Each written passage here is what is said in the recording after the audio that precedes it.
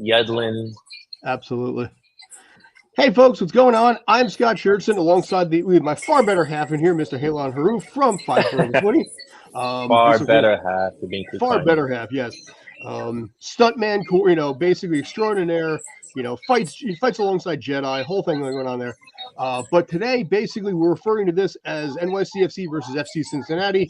To quote Optimus Prime, one shall stand, one shall fall. And the best of three that we've got going on right now. Sorry, I had to work that one in there somewhere. A fascinating matchup right now because FC Cincinnati has struggled at home, but it's a best of three. It's going to be what it's going to be. Give me your thoughts, sir.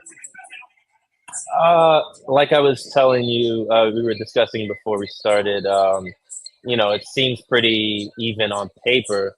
You said 50-50, and because they're playing at home, for me, it feels as if it's 51-49 at this point. But you did mention a pretty interesting data point, which was that they have the third worst home record. Third worst home record in MLS this year, yeah. So you're saying there's a chance, is what you're saying. Yeah, yeah, exactly. It's Jim Carrey in Dumb and Dumber. It's like, so you're telling me there's a chance. but yeah, I mean, here's what's going to be interesting about this. FC Cincinnati this season is 16-1 when they score first, but in 11 of their 12 losses, their opponent have scored first. So all of this is going to 100% depend on actually which team scores first, because that is going to give a massive, massive leg up all the way through. By the way, if you want to look at it, is the starting 11 that we've got going on. As you can see, in this case for NYCFC, it's an mostly unsurprising setup that they got there. Right. Macree's in the back. A little bit of a surprise because there is no Tavon in the back. I guess they're probably saving him for later, giving Meach at the start. Otherwise, Sam's Keaton Parks, Hannes Wolf, Maxi Morales, who might be playing in his last game, depending on what happens with this, with this game here. Santi, and of course Alonso Martinez. Big surprise, he's in the front right now, showing himself to be the true striker that the team has. Luis Acosta basically is going to be a little bit in the back in this case. Acosta, of course, having 30 total combined goals and assists this season, the only player in MLS to actually hit that number combined. So it is all going to be dependent on what that man can do. If they can stop him, I think they got a damn good shot of winning this game. Jimmy is one of our most important cogs in that midfield, and he's done a good job against most of the league's best creative players. I'm hoping that he has a similar outing today. Yeah, I mean, James Sands right now, he did the press conference yesterday. Yesterday. Thursday was, and talked about obviously the energy and the fire and the excitement that comes from a match like this. We haven't started yet, but again, it's all going to be a matter of basically which team's going to score first and really control this thing. FC Cincinnati scored the one goal in the first match, and then you and I were there for the game at Cincinnati where it was anxiety-inducing. My Lanta is usually the way I phrase it. Were you anxious? Oh, very much so. Because wow. NYCFC struggles in the second half. They do, but they don't struggle at home. Yeah, but they ain't at home in this case, But we'll see. Go ahead. But yeah, it's for some reason when I think back to that game two, I don't recall ever really being too anxious. I was very certain that they would at least compete. I was certain that they would at least compete, and that they did. So let's hope that third worst home record and just a little bit of that momentum from game two kind of rolls over into a good result today. Yeah, I mean, like I said, one of these teams is going to go home extremely disappointed and a little shocked. My edge, personally, I will say probably Cincinnati has the small edge, but that's not to say NYCFC doesn't have a puncher shot at this. Right, exactly. I thought the standings were pretty interesting because there's so many different interesting outcomes or pathways to the final, depending on who wins what. Miami could end up coming up against, I think it was Orlando or Charlotte. Mhm. And you know, a, a playoff game against Miami and Messi and Luis Suarez would be amazing. But first, we'd have to get past our rivals, right? Yes. So that's also another little interesting narrative point there. It's I don't know. I like this. I like how it's shaping up. I like how the journey's shaping up for these guys. But today's first. You know what? Let's go into this real quick. I mean, you talked about Miami and Atlanta. Right now, basically, the two teams have squared off 2-1 finals in both ways. What do you see in this case? We got an Atlanta team that's going to be playing on the road against Miami. It is a game 3, but has Miami really showcased their real talents on this? Do you feel? I mean, the Miami has become. There hasn't been many instances when I've watched this, and I've watched this league since 2008. Very rarely have I ever seen a team where, I look at it as purely ceremonial. I guess like the game is like it's all but won for the team. Miami is the first time where I assume they're the favorites in every game that they go into. And even in this game against Atlanta, who have been playing, pretty well, I still feel like they're the favorites, especially playing at home, especially with a healthy Messi, healthy Luis Suarez, Jordy. I don't know. That squad is too stacked and too well set up to not win. I would say that, but also, this has been an odd, start to the playoffs here. I mean, you look at a team like, who would have predicted that Columbus would have been knocked out first round in a PK? Swept. Oh, for real? No, for real. Yeah. I didn't even. Yeah, that's real. Sweet, man. I didn't see that one coming. No, that's real. But the Red Bulls, and I like that you said that. The Red Bulls, they're not like the type of team that I just mentioned that I think Miami is.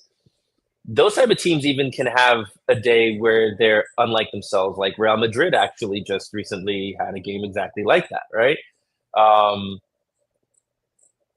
So what I'm trying to say is that like Red Bulls, however, they're like those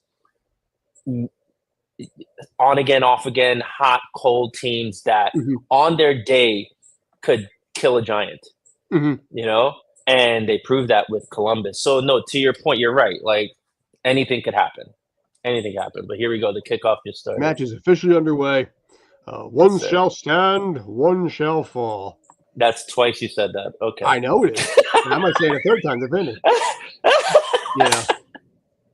Dude, listen, I'm Gen X. That movie traumatized my 10-year-old self back in the day. Wait, but what? Why do I know that? I don't know that phrase. It's from Transformers, the movie from 1986. Dude. It was the line that Optimus Prime said to Megatron right before they quite literally killed each other. So little 10-year-old self collecting Transformers for years, all excited to see the big screen movie. What do? They kill off every single character you were collecting for years right in the first half hour of the movie. What was more traumatic, Optimus or Mufasa? Oh, Optimus. Because here's the thing. Mufasa, yeah, that stuck with me. 18. I had already had my Mufasa moment, and also I had Star Wars as a kid too, so I saw Darth Vader die in front of Luke. So I kind of Mufasa was tough in its own right, but I think it's one of those things that it's dependent on what year you were born and how old you were. That's real. I agree with that. You're born 87, so you were what, 7-ish years old? I guess 6-7 years old when that movie came out. Yeah. But for me that impacted. But I remember, I definitely remember getting hit hard by Optimus too. But yeah. Oh yeah. Well, it got so bad that the G.I. Joe movie, they changed the ending to not kill off Duke because the kids were so outraged by what happened previously. Oh, Alonso.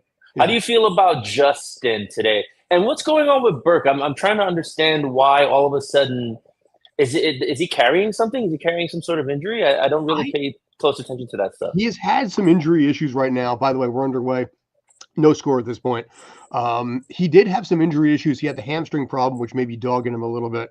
I think to Gotcha. some degree he's disappointed a little bit, with I think people expecting a little bit more out of him. They expected initially a little bit less out of Hannes Wolf. Hannes Wolf has absolutely taken off this season, and he has endeared himself big time to the fan base.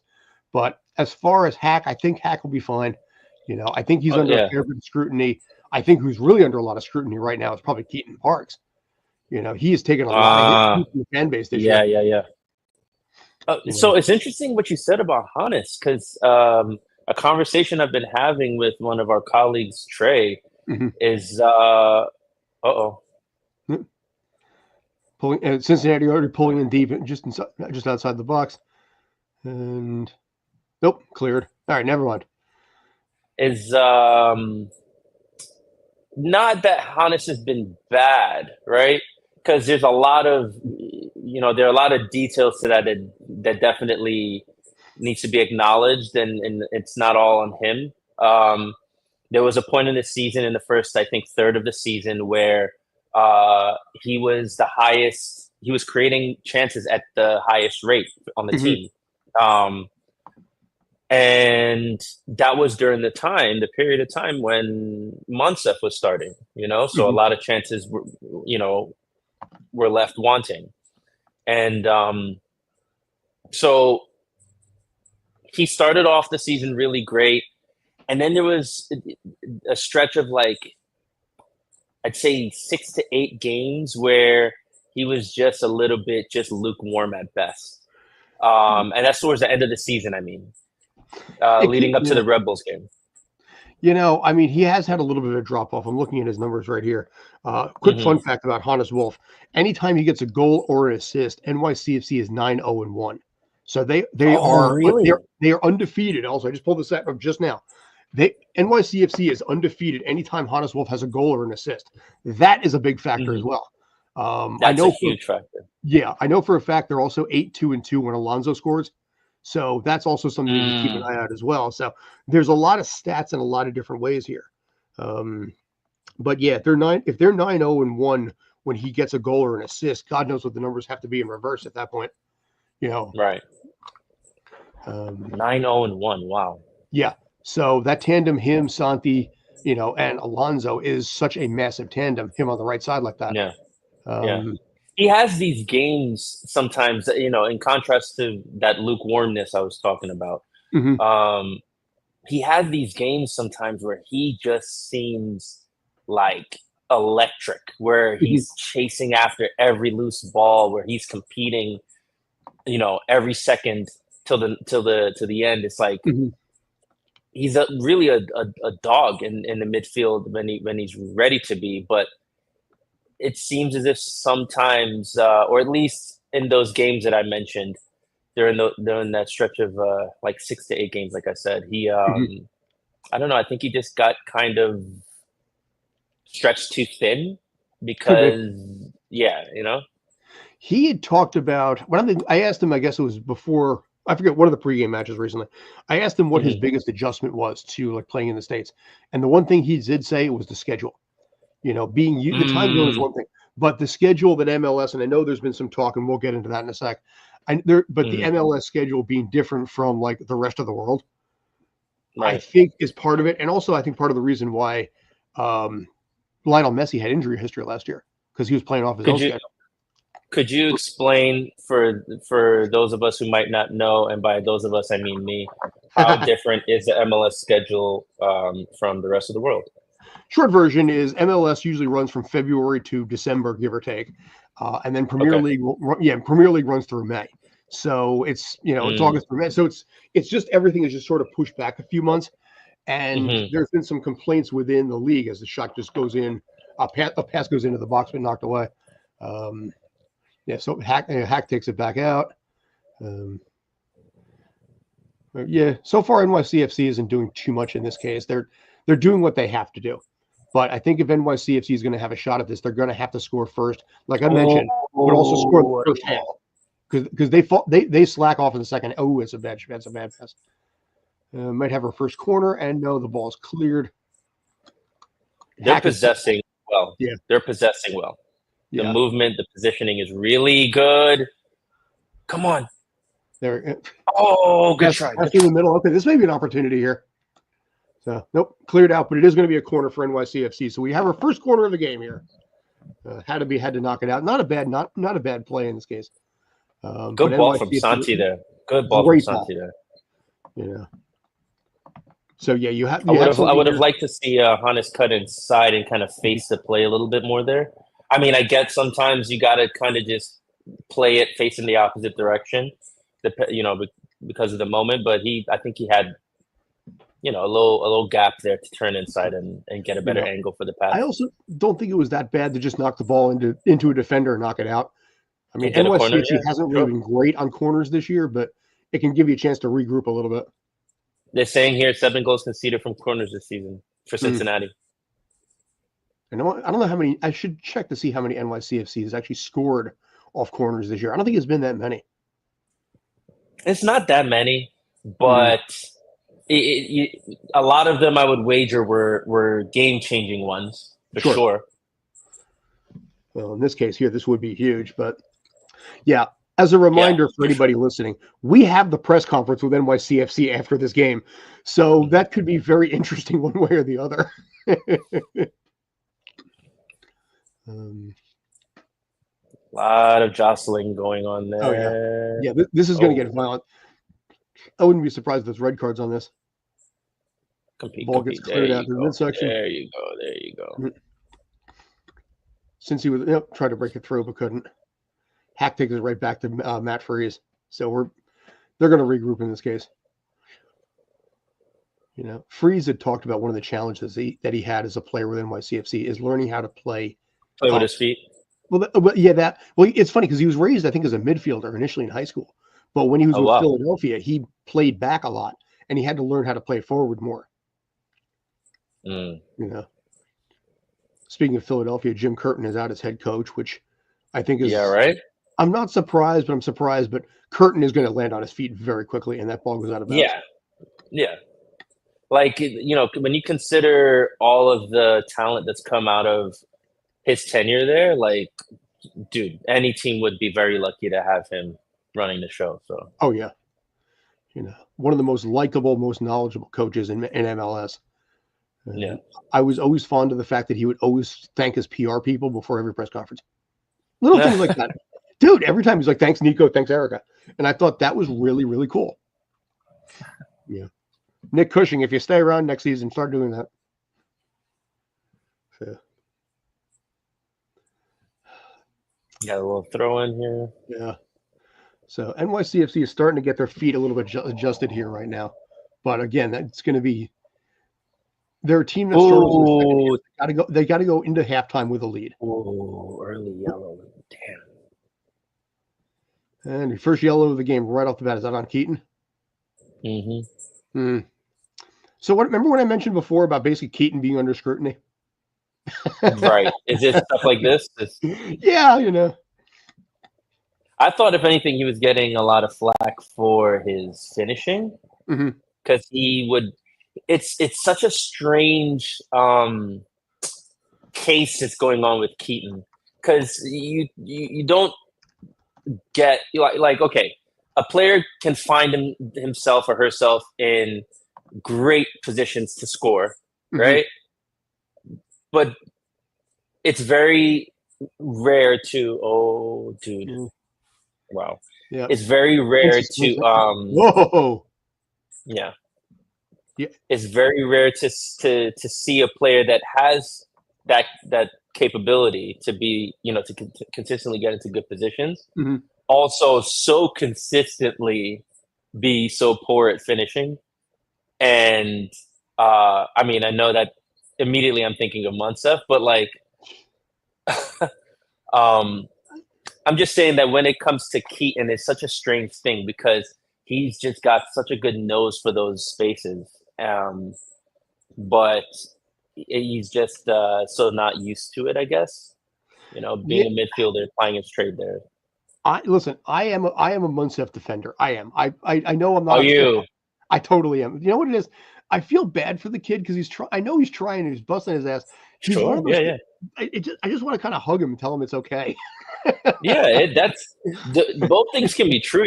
Like his situation can be a sympathetic one, but he, you know, it's also true that he's not the best option up top. You get what I'm saying? Like that doesn't have to be a mean fact. That doesn't have to be something that's weaponized against the kid, you know. And I feel like some people have weaponized. I mean, I'm guilty of it. I've weaponized it against him in my private circles of discussion when talking about the striker situation here at New York City. But my frustrations really lied less with Montef, more with Nick, because it's not Montef's job to, you know, decide who the best option is. You know what I'm saying? It's Nick's. So on that front, he has already denied this, but there have been talks to, you know, with Arsenal women have apparently tried to recruit him. Some of us believe he's going to go. Some of us believe that he's not. That shot goes over the top for, you know, by FC Cincinnati. So goal kick will come back out for New York. What do you think? Do you think if they get eliminated, he goes to Arsenal?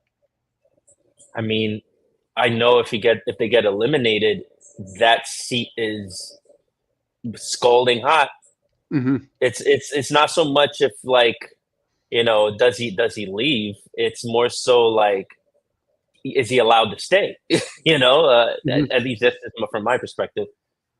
It's a matter of how do you justify keeping him? Like, yes, you could spin anything, right? It's like, oh, they had their struggles, but they still made the playoffs, and they did win a game, and whatever the case may be. But like a first round elimination, you know what I mean? After having a very inconsistent season, that to me spells out a departure, you know. And seeing as we're only 3 years out. I mean, I say only 3 years is a long time, but in football and soccer, it's not that long. Before we know it, we'll blink and that stadium will be having its inaugural game. Dude, we're gonna blink. It's gonna be 2025 already. Yeah, exactly. So I don't know. They have to consider: is this the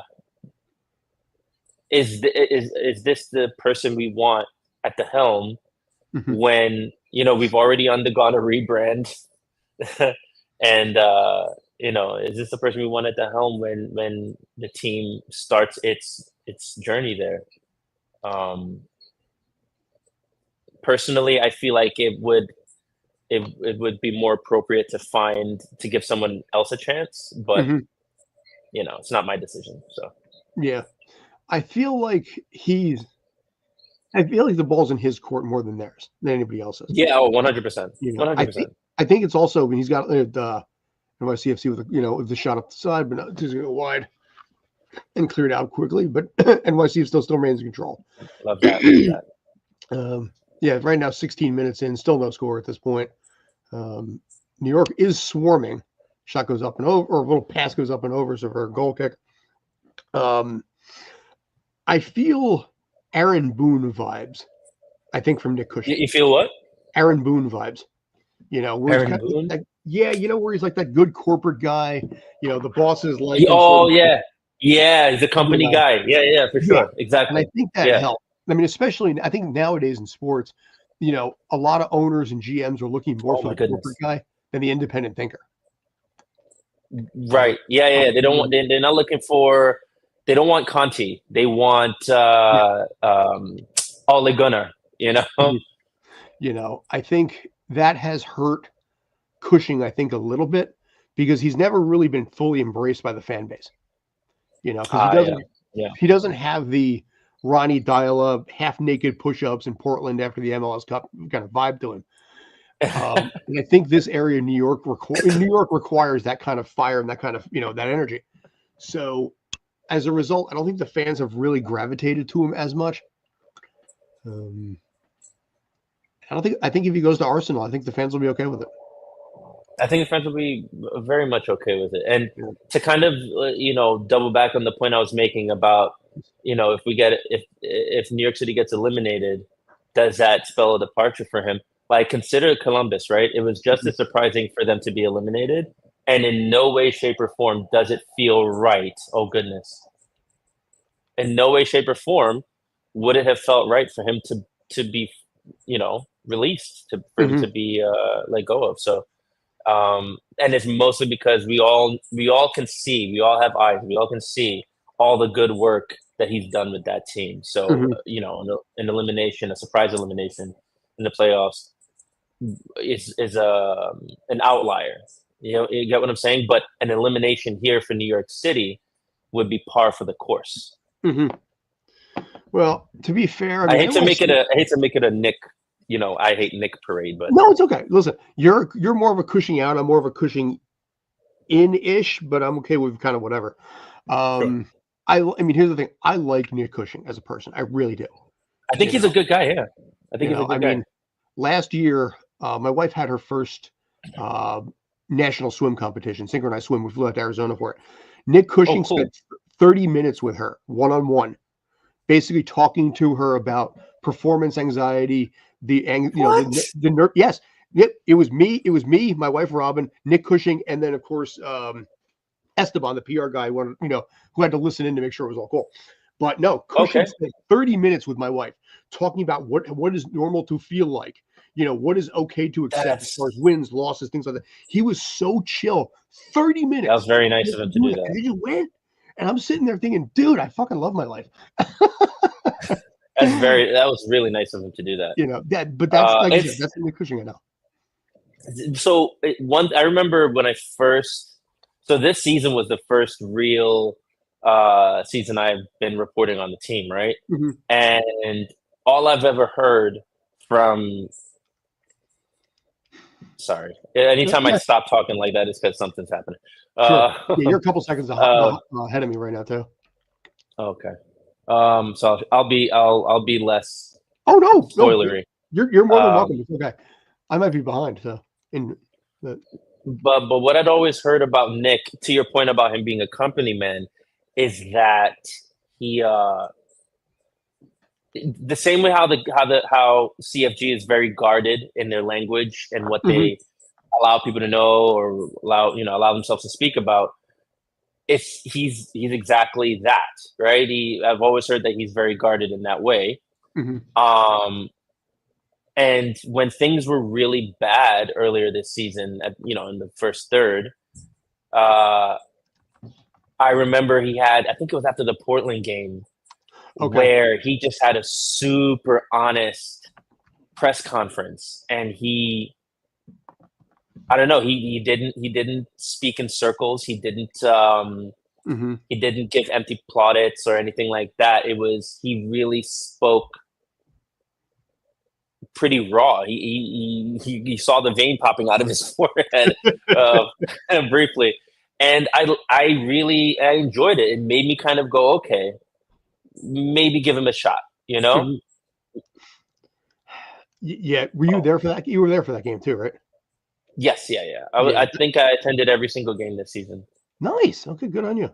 Yeah, that was the game for fans that somehow don't remember, the NYCFC fans who don't remember this one. This is the one where they gave up 2 goals 85 plus minutes in on their home opener when they're already 0-2 on the season. And all of us went into that press conference being like, okay, now what? Do you want to know what I remember that game for? Sorry to beat this dead horse. It's okay. I remember that game for 3 very open shots that Montsev couldn't finish. Mm-hmm.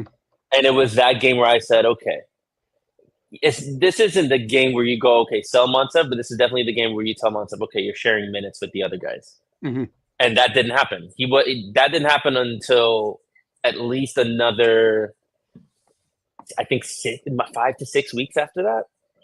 Yeah, because Cushing has a soft spot for Montsev. I know he does. And you're probably going to see Montsev get. This has been another source of frustration for the fans. The fact that Jovan's not getting time. JJ Pavlick. I have thoughts about that though. For all my criticisms about Montsev, he still offers more than Jovan does currently. I wrote a piece about it. The numbers speak for themselves, but I can just simplify it here. Is that like Montsev is an amazing presser of the ball in the final third.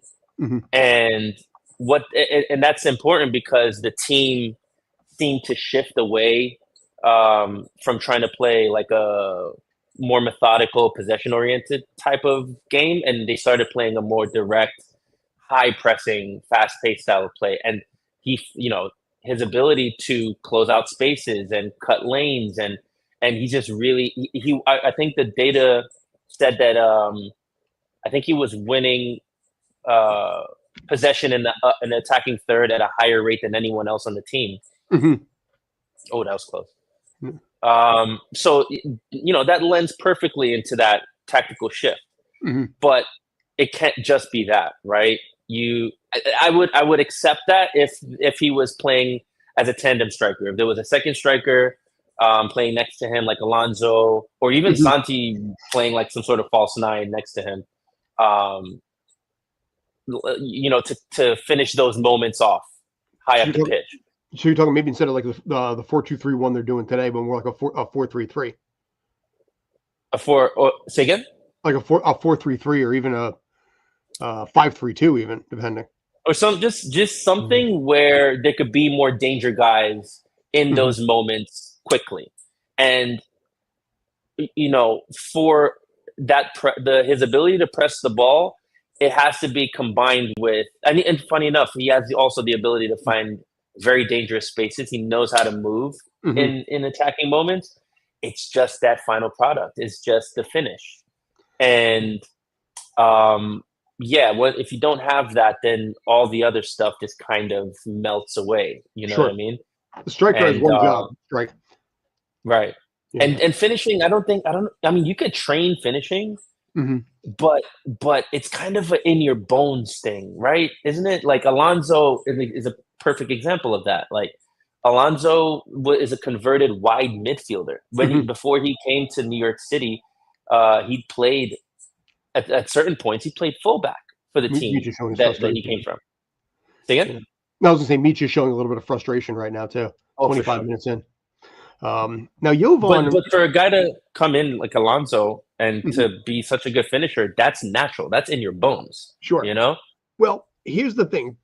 Alonso to me was a little bit more of a diamond in the rough, because I don't think they were expecting to find what they found with him. I think it's just one of those things that fell into place, and he became the striker even though he wasn't supposed to be.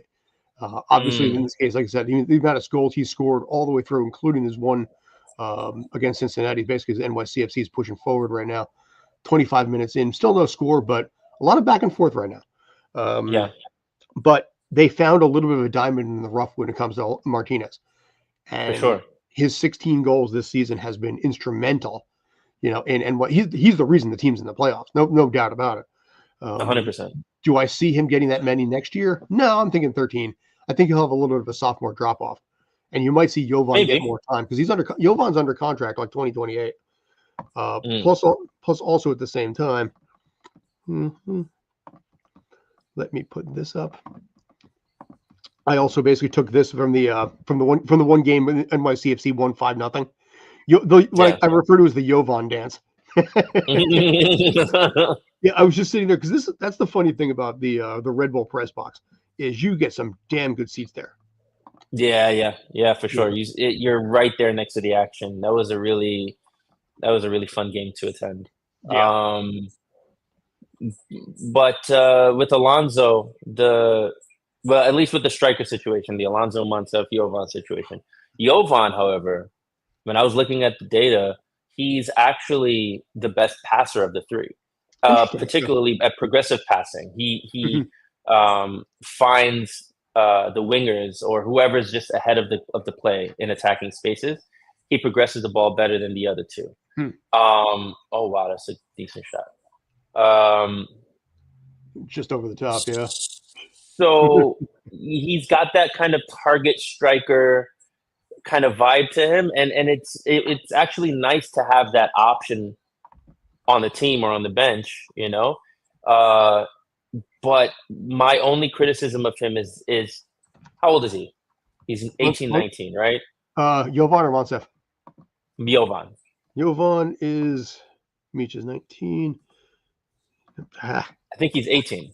So I want to say he's 18 too. Yeah. Yeah, and unfortunately, he shows. 18, so.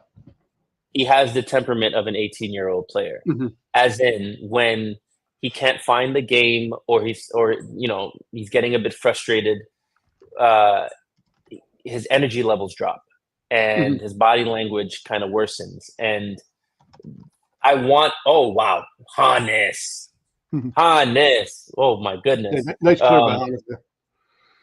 So, And one of the things I remember noticing first about Luis Suarez, I hate to randomly bring him up, but I swear there's a point here. Luis Suarez has a goldfish memory. mhm. Like it's Luis Suarez, but like any striker, he's had some regrettable moments in front of goal, right? And I remember watching one particular game where he was just struggling to find the game, and I was looking at his face and I was like, oh, he probably feels so terrible. He's missed so many. There was no sign of frustration on his face. He just Mhm. got back to work. And sure enough, minutes later, he scores a match-winning goal. And I wish I knew the particular game to reference it specifically. But my point about that is that I want my strikers to have that type of mentality. Mhm. It's okay to make errors. It just as long as you put in the work to make up for it, or you can forget about it and just keep working, Mhm. but don't let it stay with you. Don't harp on it. And I worry that he's still working on that aspect of being a professional. He could be, but he's also under contract through, I think, about 2028. So Hmm. they didn't get him for now. They got him for like next year and beyond, I The think. future for sure. Yeah. I think that's a large part of his. I mean, I'm talking about his body language and his Mhm. frustrations. I think that's a large part of his frustrations. He's thinking, you guys went to great lengths to get me, Mhm. and I'm coming from what is it, Red Star? Yeah. Right. That's a known team. You know what I mean? It's Red Star Belgrade. So um, I don't know. I think he was thinking that he was going to come in and kind of walk into the 11, and that didn't happen. Also, And then he's seeing Munsef being preferred, and also I want to point out, I'm looking at his numbers from Red Star last year. 14 matches, 5 starts, 8 goals, 2 assists. 2 assists 8 in goals 5 starts. in 14 matches in total. So Oh, yeah, 14, okay, well, 14. Yeah, 14. Nine substitutions, 5 starts, and 10 combined goals between goals and assists. So he put up some fantastic numbers, and then came over here, and he's a bench warmer.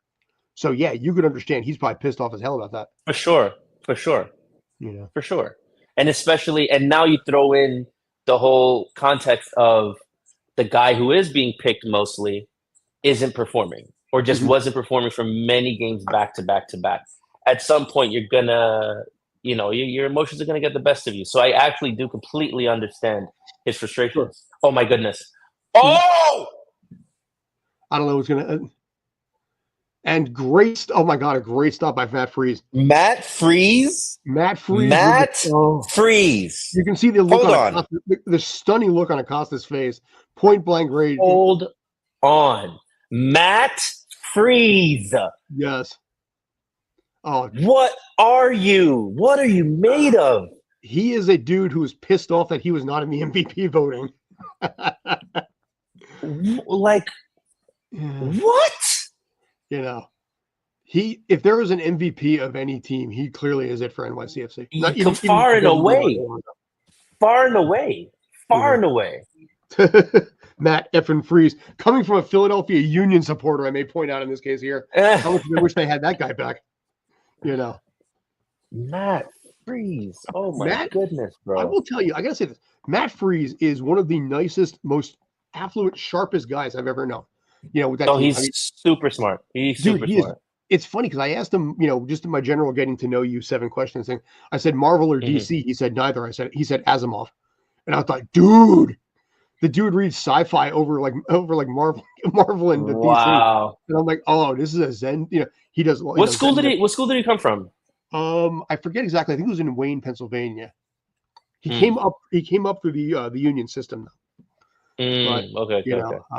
His number 49, I think I may have mentioned to you, but since you're here, his number 49 is in honor of his late grandfather, who wore that number playing college football. And his mom said his personality is very similar to his grandfather that he never met. So he wears the 49 to honor the grandfather.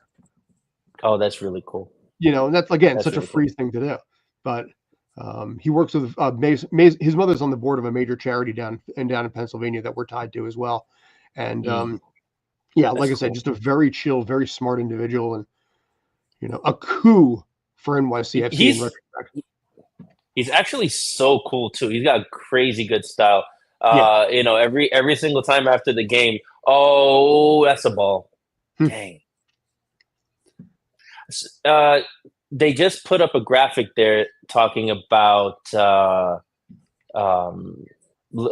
passing accuracy for Lucho and Maxi. Lucho sitting on 56% passing accuracy right now. Maxi sitting on 76%. So it seems as if something's being done correctly to mitigate Lucho's effect creatively. Yeah. Like I said, it's all dependent on what Lucho can bring. Not just, like I said, not just the goals, but the assist power. Feeding Kubo, feeding the rest of. Oh yeah, for sure. If they can do to him today what they did with like Lionel Messi. Yeah. Oh, dude, if they could do what they did to Lionel Messi today, for sure. Go ahead. I got a thought on that, but please go first. No. Finish. I was going to say, the only thing I'll say about that was hilarious is that Lionel Messi had the lowest player rating of any player on the pitch that day. No. He had a 5.8. Oh my God. It was the first time since he came to MLS that he had one shot and no shots on goal. Because that feels so Twilight Zone-y. That feels so Twilight. I can't make sense of that. Because this team, it's not like we've been terrible, but like we've been incredibly inconsistent, and Miami's been amazing, and it's Messi, right? So how does that happen? Was it do you understand what I'm asking? Like my confusion with that? I don't know. There was probably a reason for it. Maybe he wasn't a fan of the pitch. Maybe he was out. Yeah, it could be that. It could be that. It could have been press meetings and things like this. Being in Times Square, obviously being. I mean, at New York City and Manhattan being so much bigger than say like Columbus, Ohio. So I wonder if that had something to do with it and might have taken him off his game some. Maxi shouting at Alonso there, letting him know where he needed to be to press the ball. Yeah, that's good though. Or I can't tell what it was. I don't know if he was yelling at Santi or Alonso. It felt like Alonso just now, but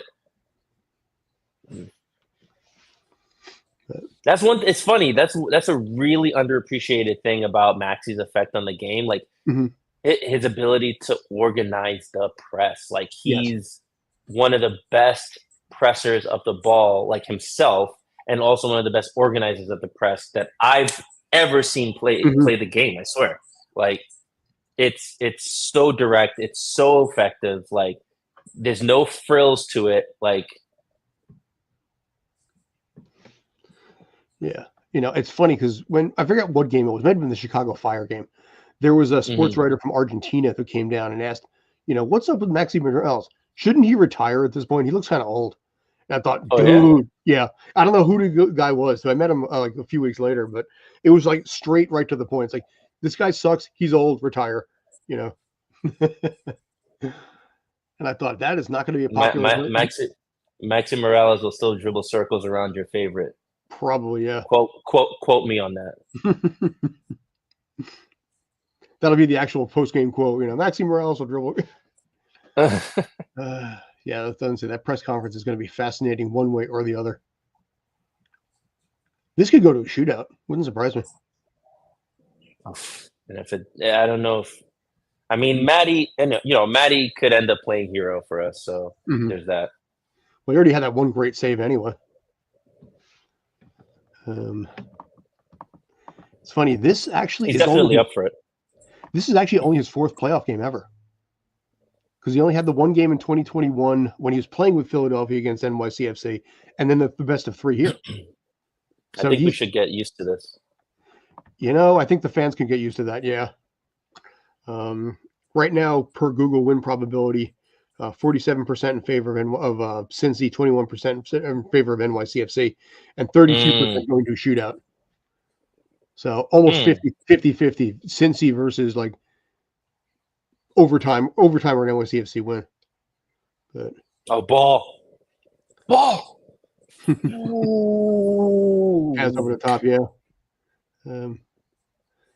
NYCFC has been calling for a foul on that one too. Martinez gets tripped inside the box. They're pushing for VAR on that one. What a ball from Santi. My goodness. What a ball. NYCFC still with no shots on goal at this point, almost 40 minutes in. Alonso, if you give Alonso an off season and he just locks into just everything striker, everything striker related, I think he comes out of that off season a much more potent attacker. Certainly possible. It does raise the question, though, is if Santi continues to Santi, how long will he stay with the team? Or will he go to Europe, back to Europe? If Santi continues to Santi? He's definitely pressing, by the way, right now. He's a good player and deserves a move, is what I have to say to that. Yeah. That's the sucky part of watching, AAA soccer on a worldwide stage. You get these guys, you get used to them, gone. Yeah, this is only your first season, so you're not really familiar with this.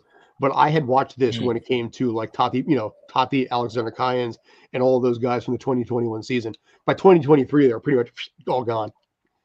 I didn't observe that very closely. Like that mass exodus was not known to me. Like I'd known of all those players. I'd known how good New York City had done and all that. I was not aware of that storyline. Yeah. And it's just so unusual for that to happen. Like I get like players becoming sought after a successful season and all that stuff. But like to gut a championship team, that's not typically how that's done. Because Sean Johnson went north to Toronto. They're going to get a play. It goes out of play for a goal kick for NYCFC there. Because Sean Johnson was arguably the first to go. Cayens went. Maxime eventually left. Maxime Morales retired and then unretired. But that was awkward, especially on this side, because this full well. You get to know these guys. You get to know their families. You get to know who they are as people beyond like some dude in New Jersey. And that's what makes it more human for you and me. Yeah, I was saying that to my wife had some friends in town from Spain, Barcelona more specifically. And I was just talking to them about, what it's like to have gone from being just a watcher of the game to still being a fan of the game. But now I get to interact with it in a completely different manner now. Like I watch it. I watch almost every game live, right? Of my favorite team. And I get to talk to the players. I get to listen to the coach and ask him questions and pick his brain. And it's just a different way to engage with the sport. And for me, it feels so much more fulfilling. It's almost as if like I can't imagine why it wasn't that I hadn't always been doing this. But and eventually when you start getting invited to like the cool events and things like this, last year after they were eliminated from playoffs, might have been about this time, we were all invited to a movie screening for some Taika Waititi soccer movie with whoever the guy that played Magneto in First Class. Fassbender. Fassbender, yeah. And it wasn't that, but it was one of those things, we got to chill out with the team and everything, and like the season ticket holders were able to go and chat with the players, which was awesome. But yeah, no, that was a good time. That was a good experience. But you'll get stuff like that too. Santi is such a character, man. He's second time in like 10 minutes. Basically, he gets he drops in the box and he's like, basically, it's a foul in the box. Foul in the box. Yeah, I don't know if I see a foul there. No. What I like is the after. Like he says, he got pushed down by the guy. You got to milk every opportunity to get there. But yeah, 40 plus. Oh, I got to change that. Hang on a second. Yo, this goalkeeper's mustache, man. He's got to get rid of that. That's Dude, not it. you know, what That's is it? I'm not going to it. be real with this. I don't know what it is with white dudes basically bringing back the Tom Selleck thing. No, You can, no. Some guys can pull it off. Don't do that. Some guys can pull it off. I don't know. It's Not just him. I mean, here's the thing. I'm old enough to remember like the 80s stash, which carried into the 90s a little bit. I'm not, so in fairness, you obviously you can pull this off. I can't. Because I was like I'm trying to lure like young children into a van.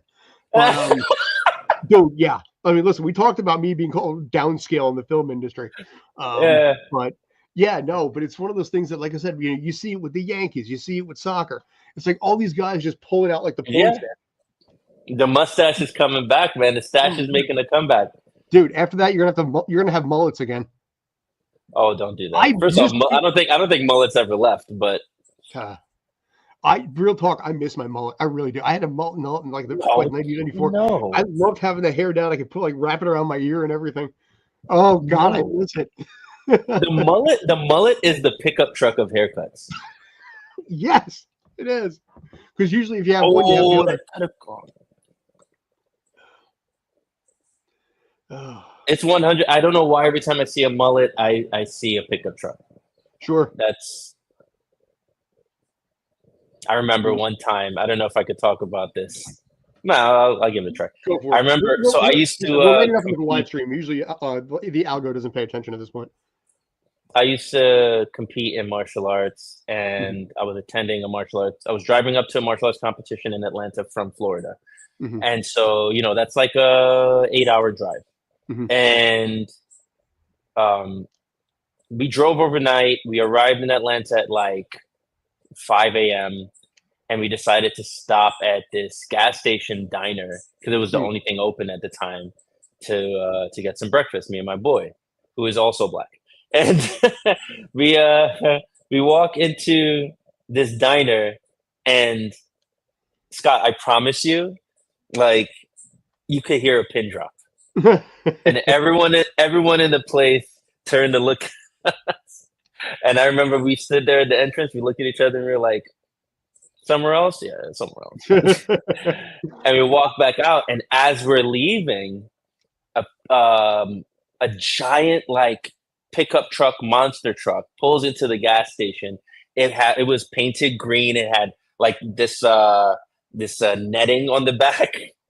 And 3 dudes with mullets, barefoot, hopped out of the truck. Damn. And we knew immediately. We were like, we just didn't need gas or food that badly. Probably need to pee, even for that matter. Possibly even need to pee at that point. No, I didn't. The only thing I needed was to get in the car. That's it. Sure. But yeah, I love. Oh. Maxie with a corner. Wow, Kevin O'Toole. Oh my day. Oh, that's fast. He's pacey. Yeah. Justin just got beat for pace just now. 45. No. 45 Lucho with the. Oriano is a problem, man. Dude.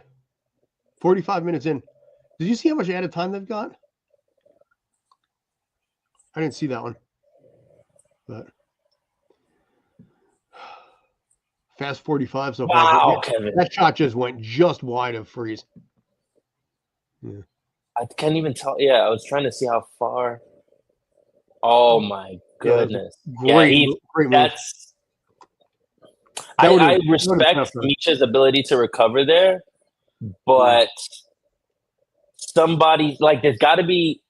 When I play from time to time, and when emergency defending, the way I think about it is if I see someone making that chase, right? I'm not gonna make that same chase with him. I'm gonna now chase I'm gonna go for beat everyone to the deeper space. I'm gonna get as deep as possible. I'm not gonna chase with him because if he misses and then I miss, there's no one deeper to cover that. You get what I'm saying? Yes. I'm sure there's some sort of there's a more intelligent person who will be able to articulate that a little bit better. But that's really how I think about it. And that emergency defense was not an example of what I'm talking about. It was Oof, we got lucky there. We got lucky there for sure. This is where it's going to be interesting because I think I always felt that a big key for this match was NYCFC had to go into the game at halftime with a lead. Their record when they actually don't go into the halftime with a lead is pretty weak. I don't remember the exact numbers, and I should know the numbers at this point. But what's the numbers with it tied? I don't remember. I got to look. I'd have to go back on each individual match and look at the score at halftime and figure it out from there. I may have done it at one point, but then brain is like a sieve; it goes in and out. So, I saw some figures about the possession. Mm-hmm. It's 46%. But in New York City have 46% of possession, which makes sense. They're playing away, but that's still much higher than I was expecting. Anything between 45 and 50%, the margins are so slim it almost doesn't matter, right? It only starts to become something worth discussing if it's 45 or below. So I'm just really impressed that the possession is still pretty split down the middle. This stat, however, is very telling. Yeah. Not the one shot on goal, but the shots overall are 9-3. Ooh. Yeah. So that's a concern right there. Possession is a little bit more in favor of Cincy, which means that NYC is being a little more aggressive. 4 corners for NYCFC, but none for Cincy. That's a big statistic right there. Fouls have been pretty light, only 9 between the two teams at this point so far. Passes have been a little bit light. NYCFC only with 216, so they've been doing a little more dribbling on the ball. What's the weather in Cincinnati right now? I mean, it could come. I mean, the goal could come on a corner, to be honest. Good. Rain is scheduled for the 5 o'clock hour, so it's going to start to rain fairly soon at this point. Okay. It's currently sitting at 60 degrees. Hey, I'm going to step away really quick. I'll be right back. You're more than welcome. It's halftime. You're more than allowed. I'll kibitz in the meantime. All right. So for the next few minutes, you got just me, myself, and I. Right now, basically, NYCFC and FC Cincinnati are currently locked in no score at this point. The rain is due to basically start popping in for somewhere around the 6 o'clock hour. Might get a little bit of something, maybe 7:30 hour. So that won't be too bad as far as the rain goes. But we're dealing with an FC Cincinnati team that I think is going to come out stronger in the second half than they were in the first. I think NYCFC may have lost their opportunity to be able to take advantage and go into the halftime with a lead. Right now, as mentioned, there's no score. Cincinnati is outshot NYCFC 9-3, and so far only 1 shot on goal for Cincy and none for NYCFC. So the opportunities have been there for Cincy. They're showing right now on screen the massive save by Matt Freese on a left-footed shot to the right side of the net by Lucho Acosta, who was completely stunned by the fact that ball did not go in. Credit to Matt Freese for being Matt Freese. Again, Philadelphia fans, wow. You kind of probably wish you had that dude back, and I don't blame you. You know what? Since I got a quick minute, and since we're in halftime right now, Jim Curtin was released 2 days ago from his time with the Philadelphia Union. I didn't really know Jim Curtin that well. I mean, I've crossed paths with him a fair number of times in the last 4 years, more from the standpoint of just usually NYCFC matches that were down there, things like this. The press conferences that would get sent to us that we'd upload onto this channel, upload onto Stream Punk Soccer. So feel free to basically like, comment, and subscribe because you'll get all the press conferences there, including the NYCFC one after this, by the way. But Jim Curtin was released. He will not have a problem finding a job anywhere. And I'm looking forward to seeing where he lands. Let's see.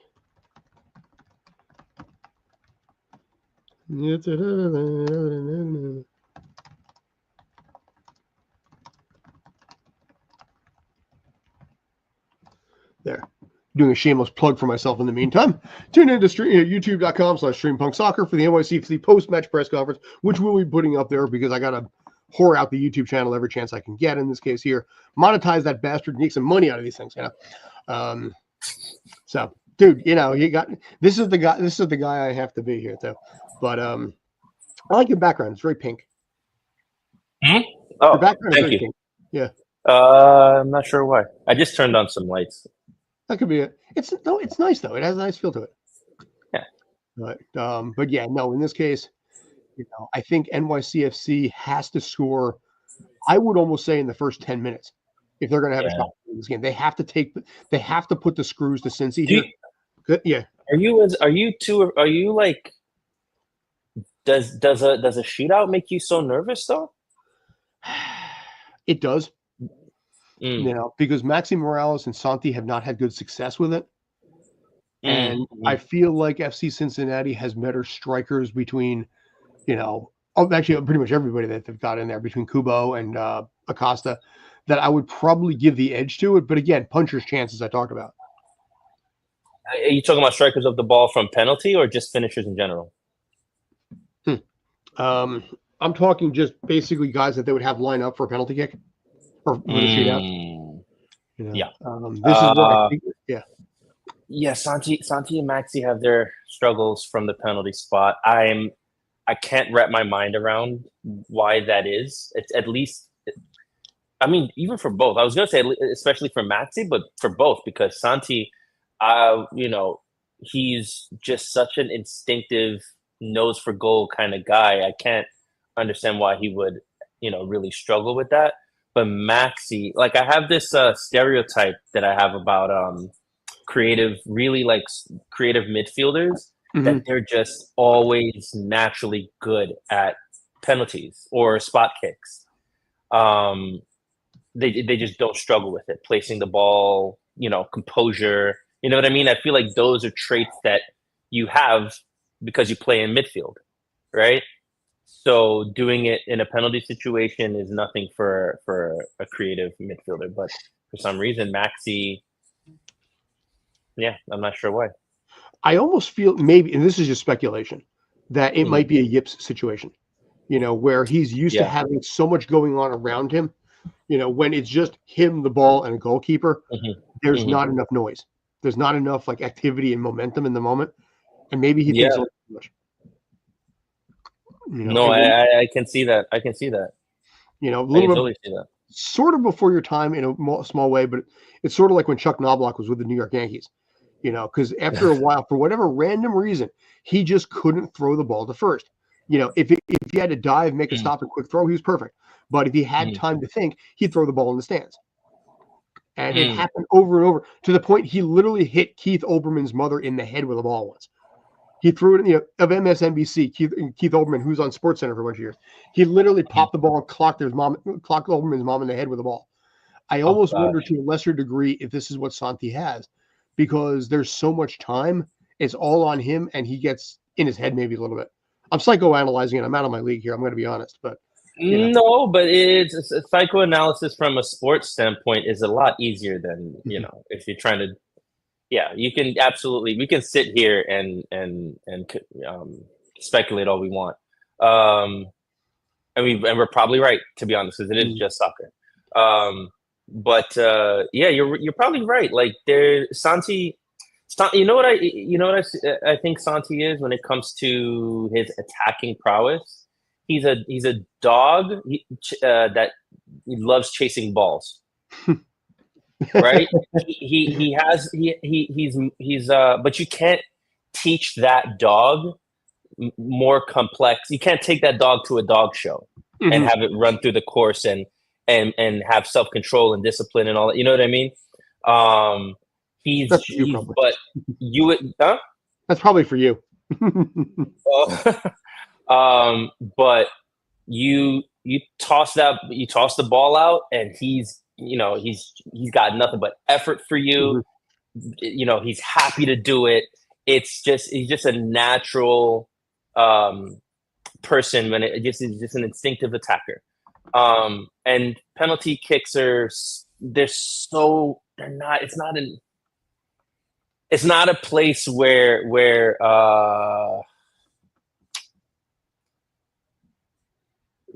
those who do more, it's like you either do or you think, right? Yeah. You either do or you think. And I think thinkers do better at spot kicks than doers do. Doers don't do well at spot kicks. This is my theory. I could be dead wrong. So,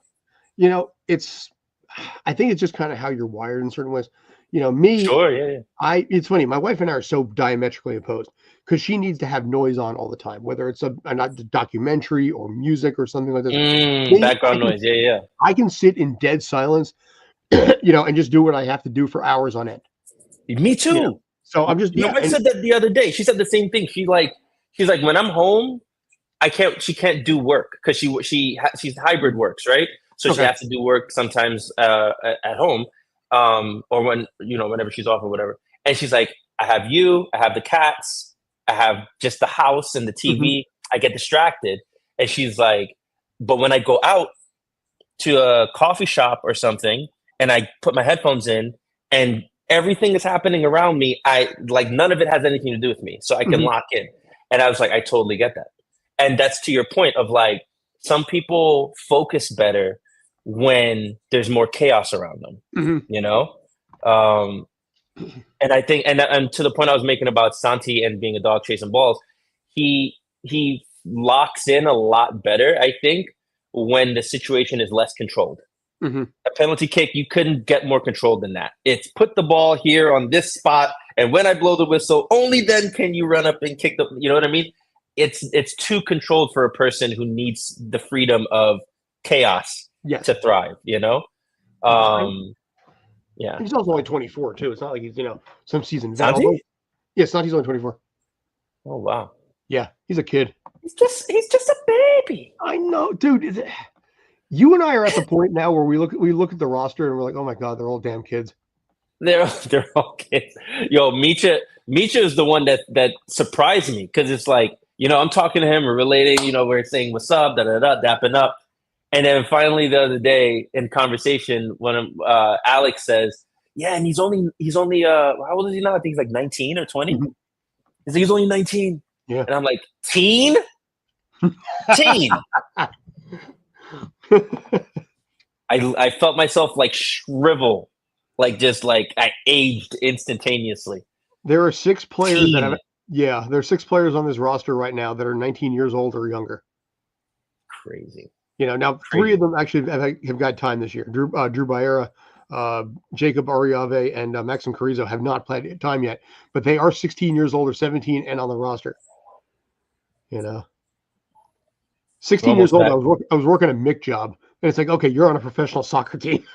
Bro, 16 years old. I was obsessed with Cowboy Bebop and Inuyasha. Nice.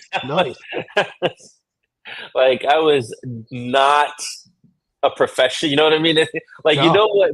They're living they're walking a completely different path for me.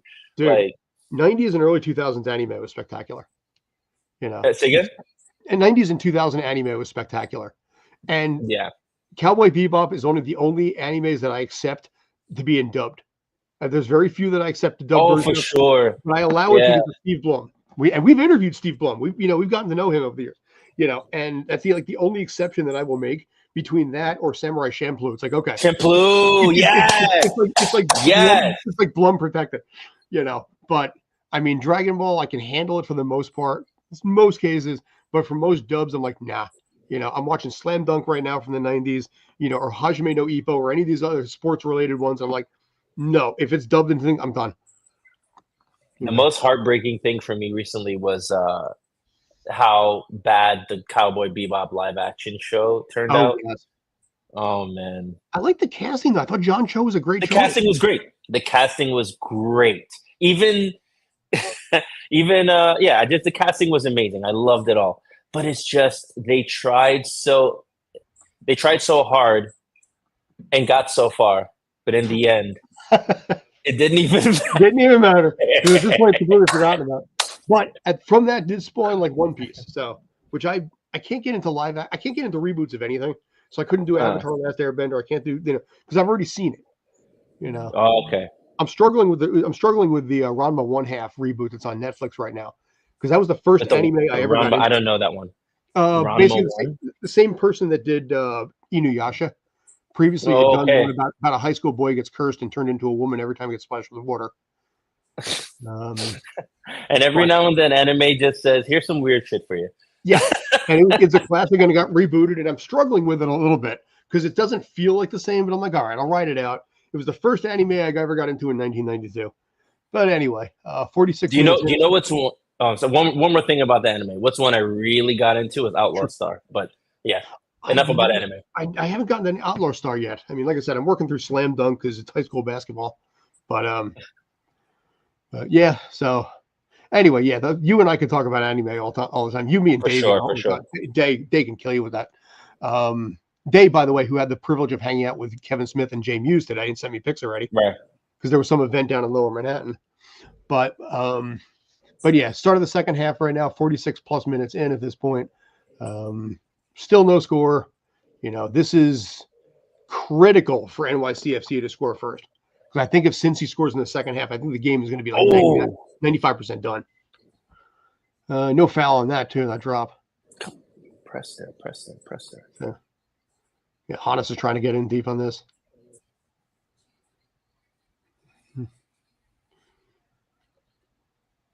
New York with the decent ball control, and I always love to use that phrase.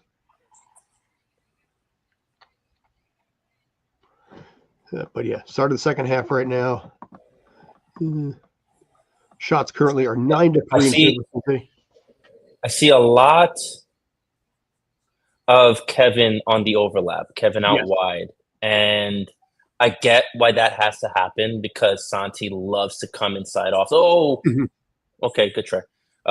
Santi loves to, he loves to come inside and get involved in what's going on in the middle. And that, it leaves a space that needs to be occupied by someone. So more often than not, that's what Kevin is going to do. He's going to provide the overlap. But in the times when he would start behind Ojeda, who is somebody who holds his width very, very well, is very disciplined at that. What that creates is a lot more moments for Kevin to actually come inverted and kind of add himself to the center midfield. And he's been so good at advancing the ball in those areas this season. I feel like that's actually one of the more slept on facts about everyone's development.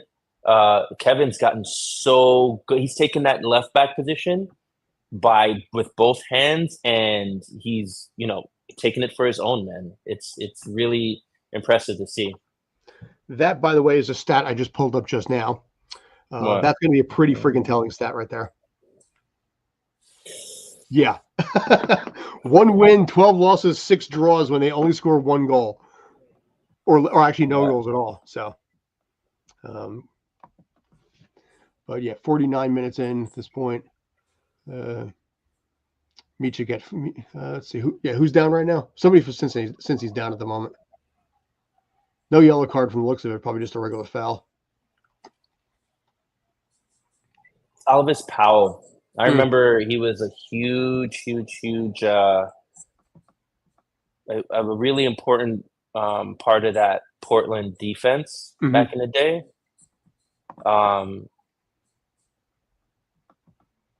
Yeah, I'm surprised that he hasn't had a more upward trajectory in the MLS. But I still rate him. He's still young enough to be useful in some way to someone. Pull up another stat right now. Cincinnati, by the way, is actually 5-11-4 when they score 1 goal or less.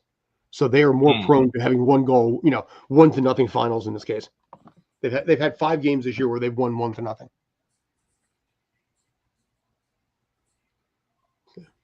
So I have a question for you.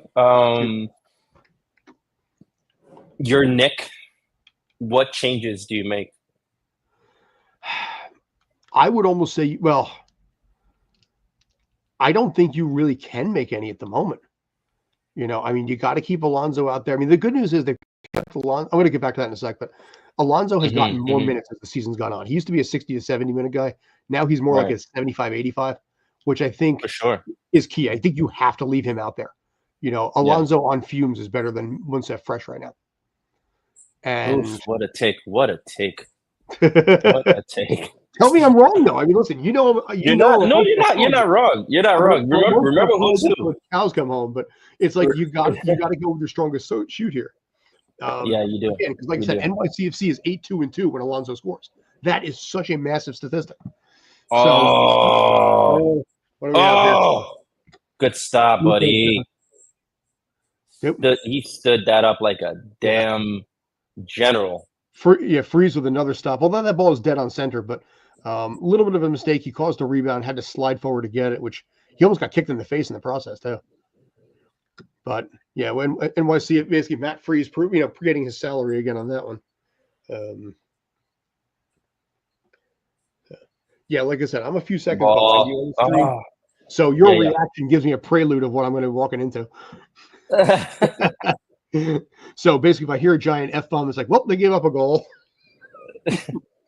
Have I cursed? No, no, I haven't. You haven't. I have. So I was really close earlier when Oriano.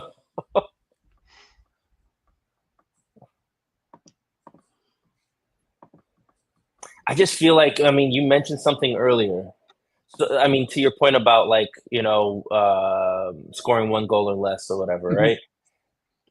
That data obviously is taken from regular season games, I assume, right?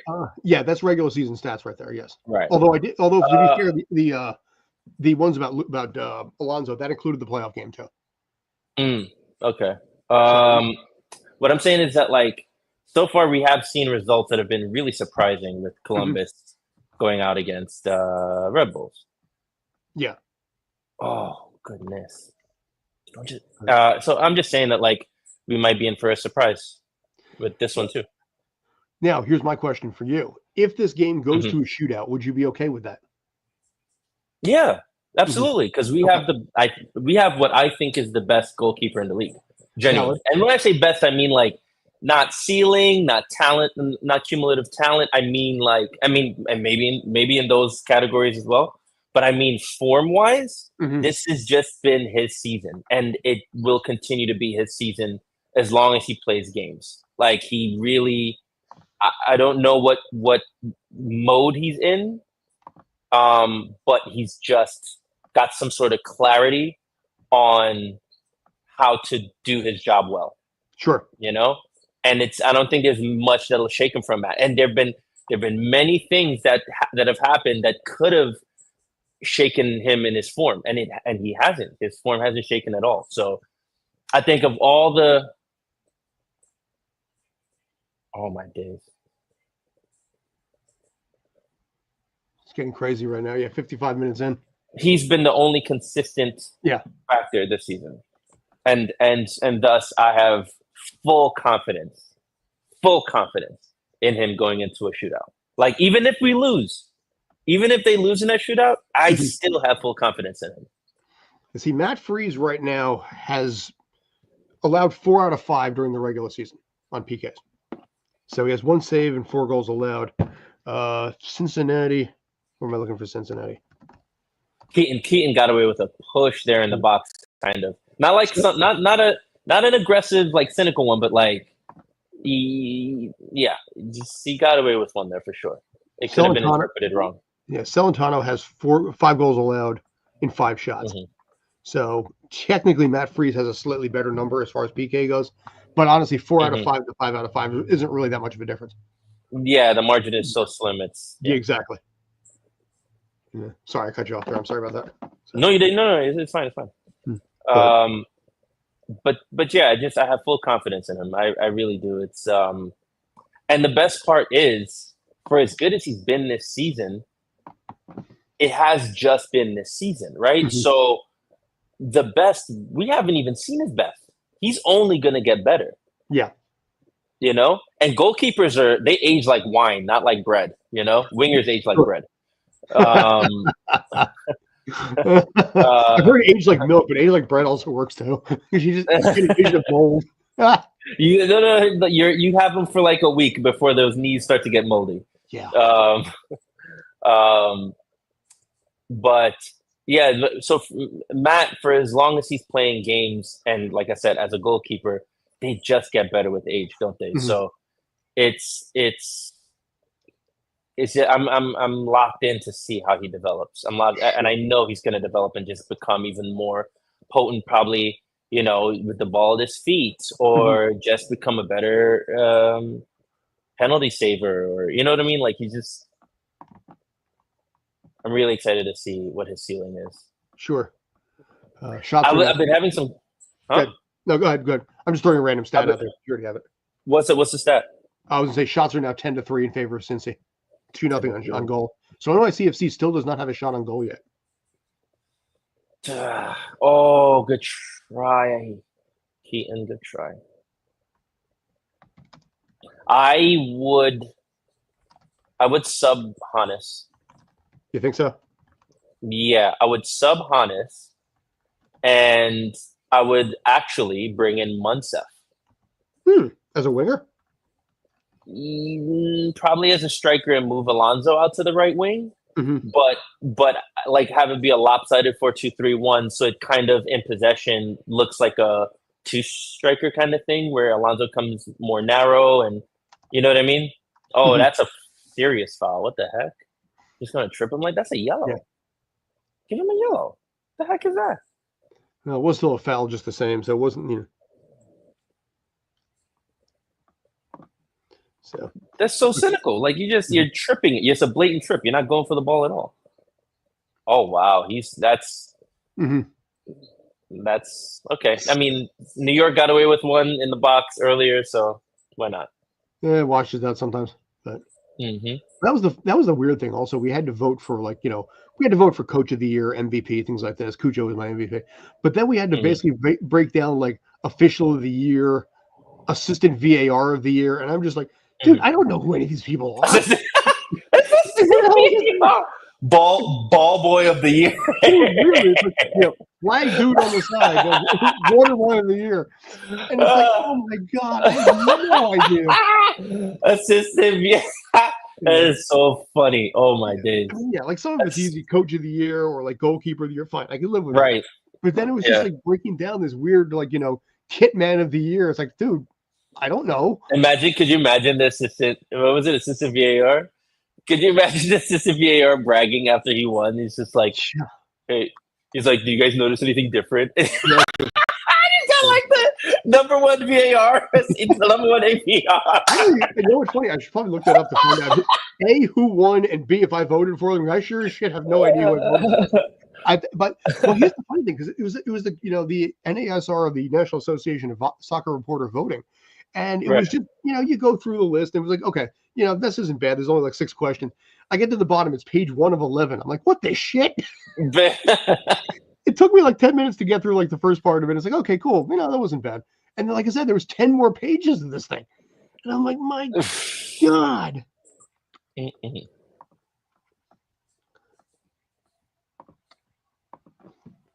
Yeah, Hannes seems to be fading a little bit. I mean, he has been the only one. Not only one, I shouldn't say that. He's just been pressing really, really, really, really aggressively. Right now, like I said, NYCFC needs to get something going. They got to get some kind of a shot, score, pick up a rebound, something somewhere, because Celentano has not been tested at all. Which means, again, I feel like a lot of our danger disappears, and this is gonna upset some people, but a lot of our danger disappears when Santi drops into midfield. Now, my initial criticisms of him doing that used to be that he just isn't good in possession, right? He loses the ball a lot or whatever, but he also he wins a lot of his duels, and his rate of pressing is like pretty high too. But just from the creative, like ball at the feet aspect, like just off of the eye test, I don't feel like I've seen him be very effective at that. No. He can send a really great ball from time to time, but that, when compared to other league, 10s in the league, like say Carlos Heel, who's on a much worse team. Carlos Heel performs at a higher level than he does, right? Now that's not to say that Santi isn't a good player. What I'm saying is, back to my original statement, like a lot of our danger disappears when he drops in the midfield because he is our most dangerous player on the front foot. Yes. So what I would want is not for him to stay out wide or stay. It's not a particular area. More so, finding what end of the moment to be on. He's always finding himself in the front end of moments where he's the one initiating a pass or generating a move, starting a move. I would like to see him finishing moves more often. I'd like to see him on the back end of plays more often and being the one challenging that back line with his movement, I think he would be one of the more dangerous players in this league if he focused solely on that. And even if he wasn't dangerous directly, like if you look at the goal, Alonso's first goal against Cincy in game 2, Santi's positioning, he was on the far side of the pitch. He was on the left side. And that kept the defensive line honest. That kept them spread out. They had to cover for his positioning.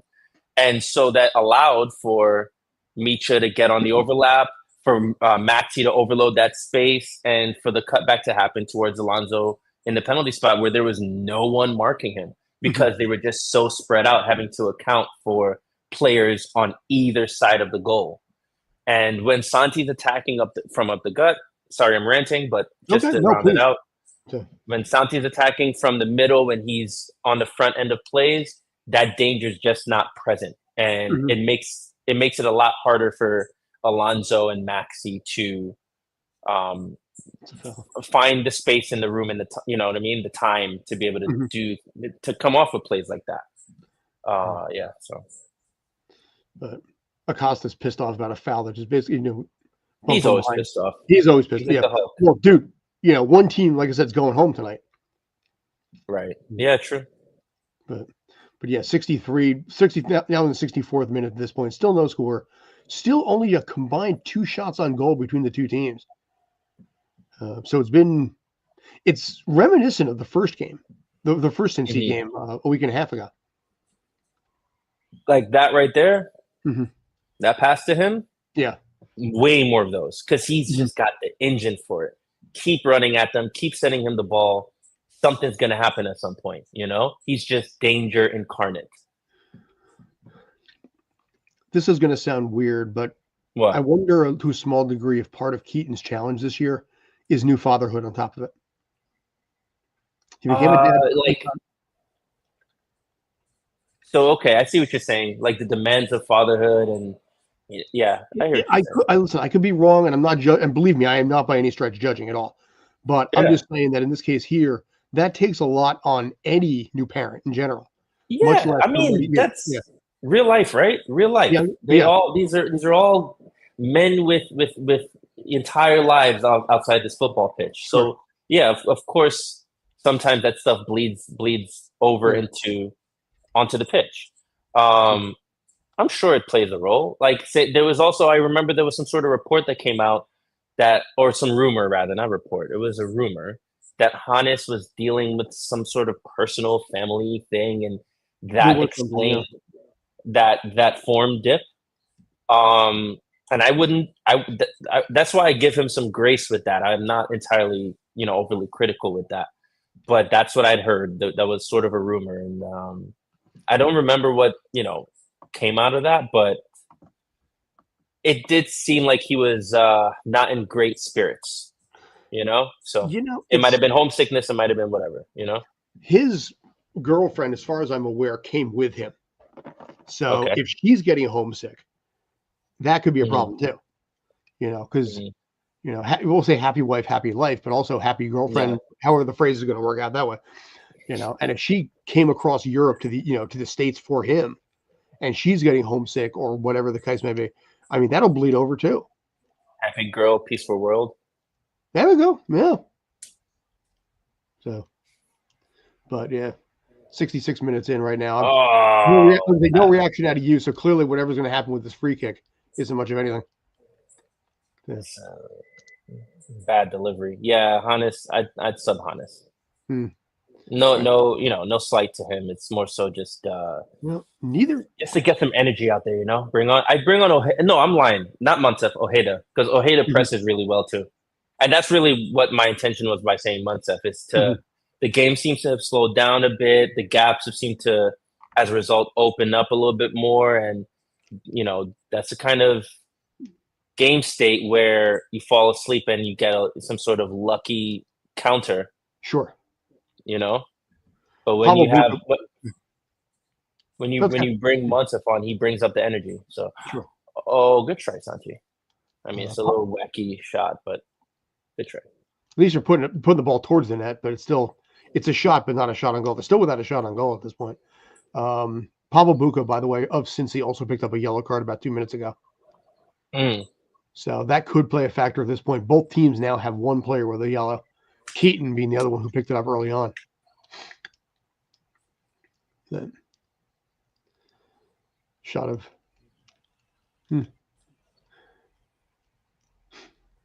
But I think I don't know. It's looking more and more likely Because that Jovan. yeah. Go ahead. No, I just saw Jovan on the bench just now. Yeah, he's just kind of chilling out, maxing, relaxing, all cool.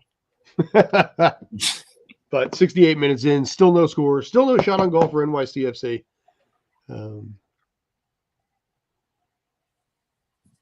But it's Ooh, what?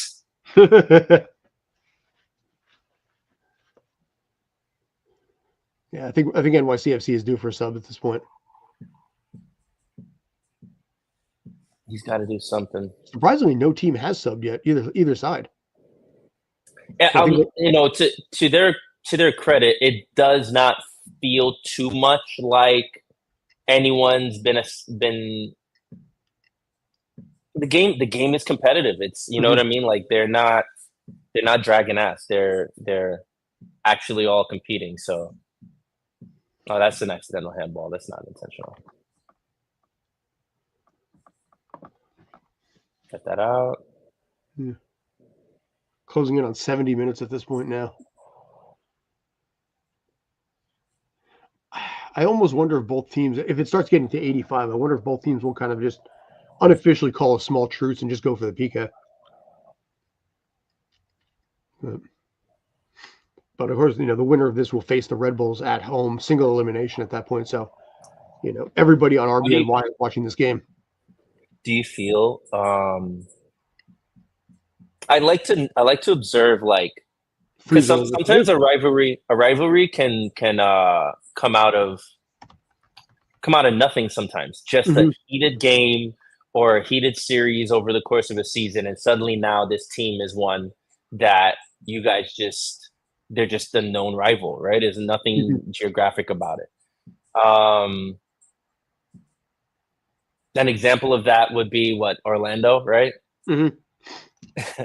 It feels as if Cincinnati is sort of that. Is starting to become that for us. They're just a thorn. Cincinnati, to its credit, they've massively improved in the last few years. Because the first year, I think they had the worst record in MLS history, or at least fewest points in MLS history.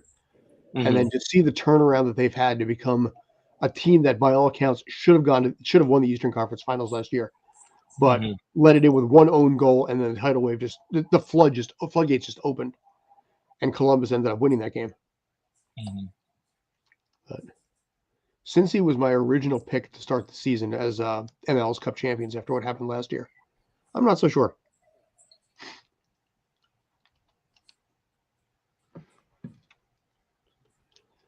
And can that ball be saved? No, it cannot. And we'll go out for a goal kick. See, it seems like all I ever do with this one particular stat is just basically change the number of minutes on it. 70 plus minutes in, 80 plus minutes in, 90 plus. Oh, Kubo's coming out. So we do have our first substitution of the game. Kubo comes out for Santos at 71 minutes.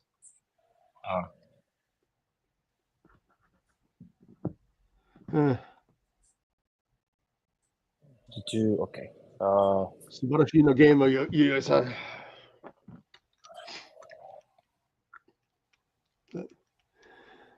like I said, it's been a very sluggish back and forth Come on, battle Jimmy, here. help there. Hmm. Woo! Wow, Tiago. Right. No. Thiago had a great No, that's tackle a on fair it. tackle. They're not calling a foul on it as far as I can tell, but Yeah, he just let Tiago kick into his studs there. It's very, very dark artsy. Very dark artsy. That was a great tackle. That's a great tackle. That's probably one of the best tackles I've seen this season.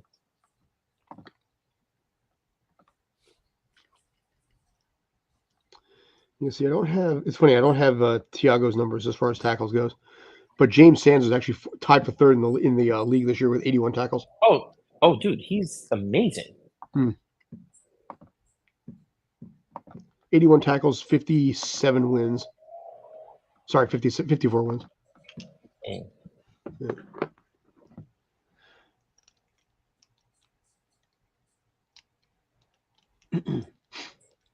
Actually, I don't know how much Japanese you speak since we're talking anime, but Thiago does speak the language. Japanese? Yes, because he played a few seasons in the J1 league. Because he and I have spoken Japanese. He and I have spoken Japanese to each other, both in press conferences and just one-on-one. That's actually really. I mean, you speak Japanese? I've dabbled here and there over the course of the last 3 decades. Yeah. I learned how to count and say like basic stuff. Yeah. You're each Nissan Shigoto. Yeah. Go dokushi hatikiji. Ohayo gozaimasu, konnichiwa, konbanwa. Oh my god. Hentai Doko ecchi. ikimasu ka? Oh, wow. That ball go wide. Can I just point out that there was a free kick by a throw in by FC Cincinnati that threw to no one in FC Cincinnati. They only threw to like 5 NYCFC players. But yeah, holy shit, that was a near miss. Hawk was marking that pretty well, actually. That ball bounced off the side of the net. I thought from the angle, I thought it actually went in. Acosta's still in disbelief.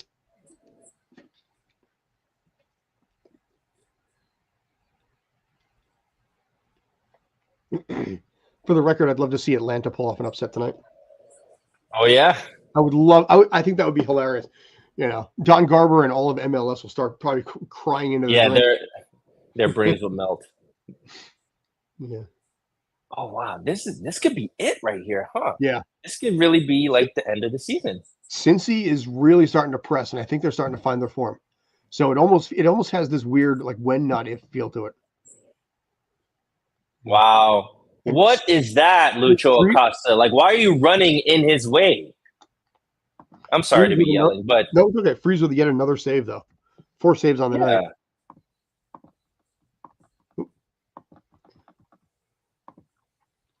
Sorry, 14 shots.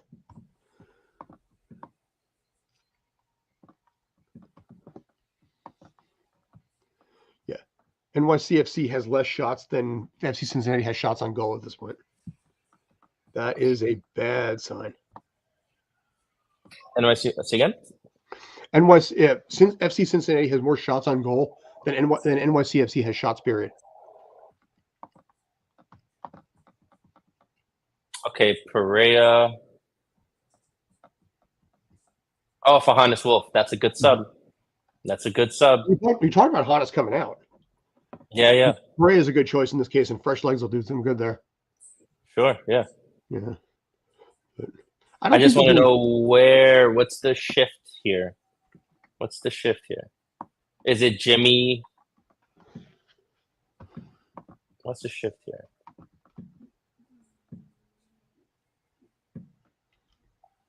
Perea seems to be on the right side. Is he just playing right mid? He might. I wonder if he just straight up replaced Wolf that way. Yeah. You know, keep Sands on the left side. Mm-hmm. Yeah. I don't see. I mean, I'm seeing like maybe 3 minutes of added time right now. If it comes to when it comes to it. Yeah. There haven't been many stoppages. Mm-mm. Wow. What is yo? Lucho is a dirty little cretin. Actually, that was coming dangerously close to a yellow card for delay a game on freeze as well. Oh yeah. Because he really kind of took his time. It's almost like NYCFC is trying to play for 90. Play for the yep. They're trying to play for 90. Just burn out that clock. Try and play for the PK. Try and bring shades of 2021. But there is no Alexander Cayens on this team. All right. Cayens scoring the game-winning goal against New England to move on to the Eastern Conference Finals. Cayens also scoring the game-winning goal to win the MLS Cup against Portland. There's no Cayens on this squad.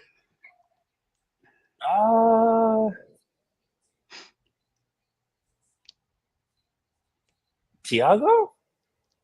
And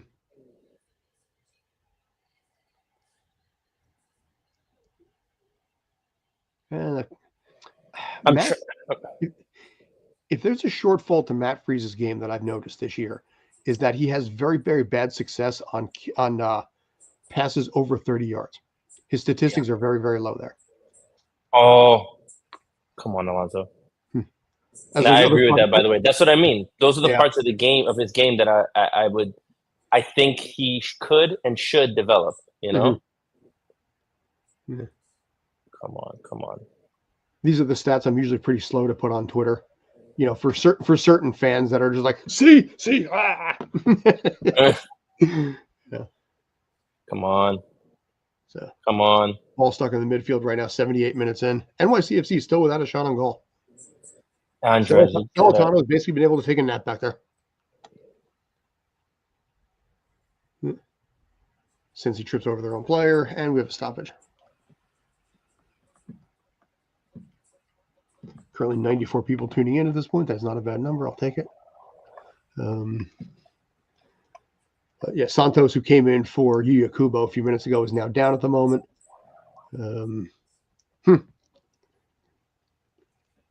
Medical team is now coming out. I can't imagine Cincinnati's going to be playing for a draw right now, or playing for yeah, for sure. They don't want. They're playing at home, right? How do you? Where's the honor in playing for a draw at home? And also, they've been playing the pitch has been kind of downhill. Mm-hmm. The shots have been, I think, 14-4 overall, 4-0 on goal. Mm. Yeah, 14-4. On regular shots, 4-0 on goal.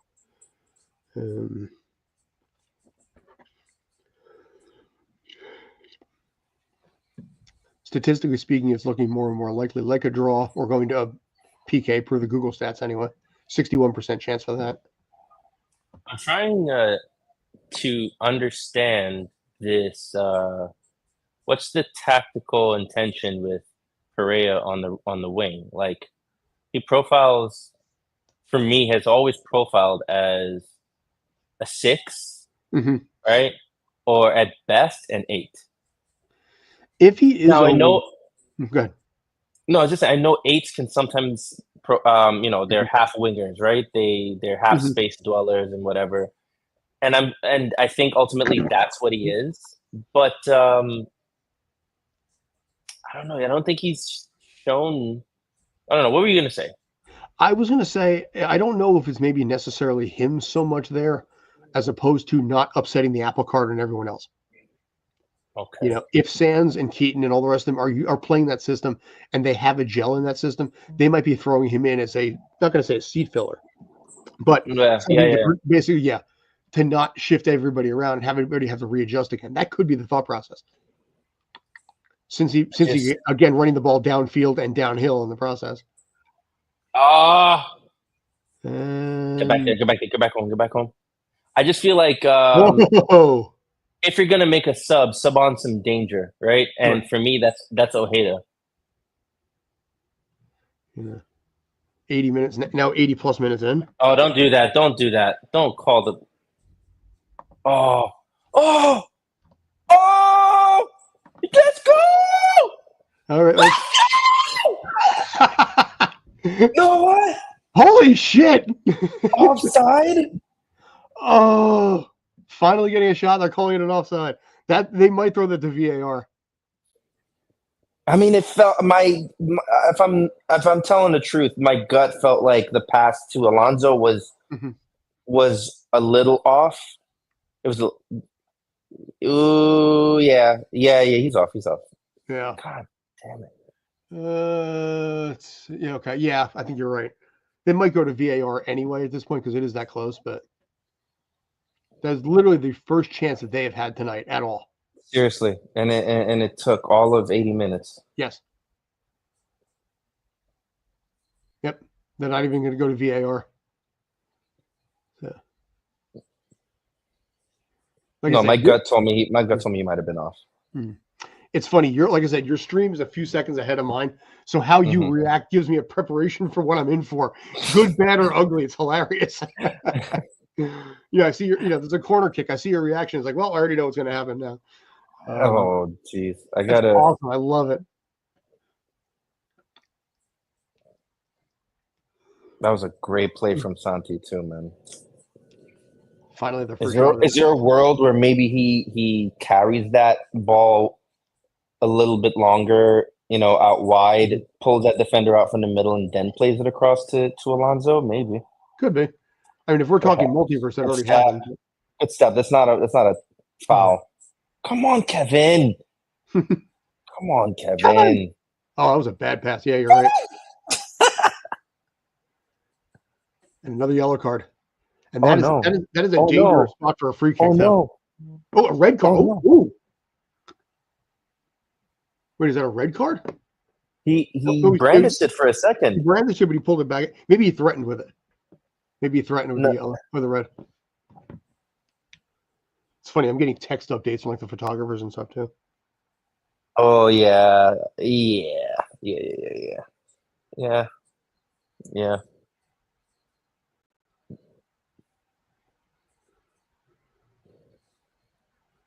Hmm. Uh, yeah. See, this is yet another one of those Mylanta games here. My lint.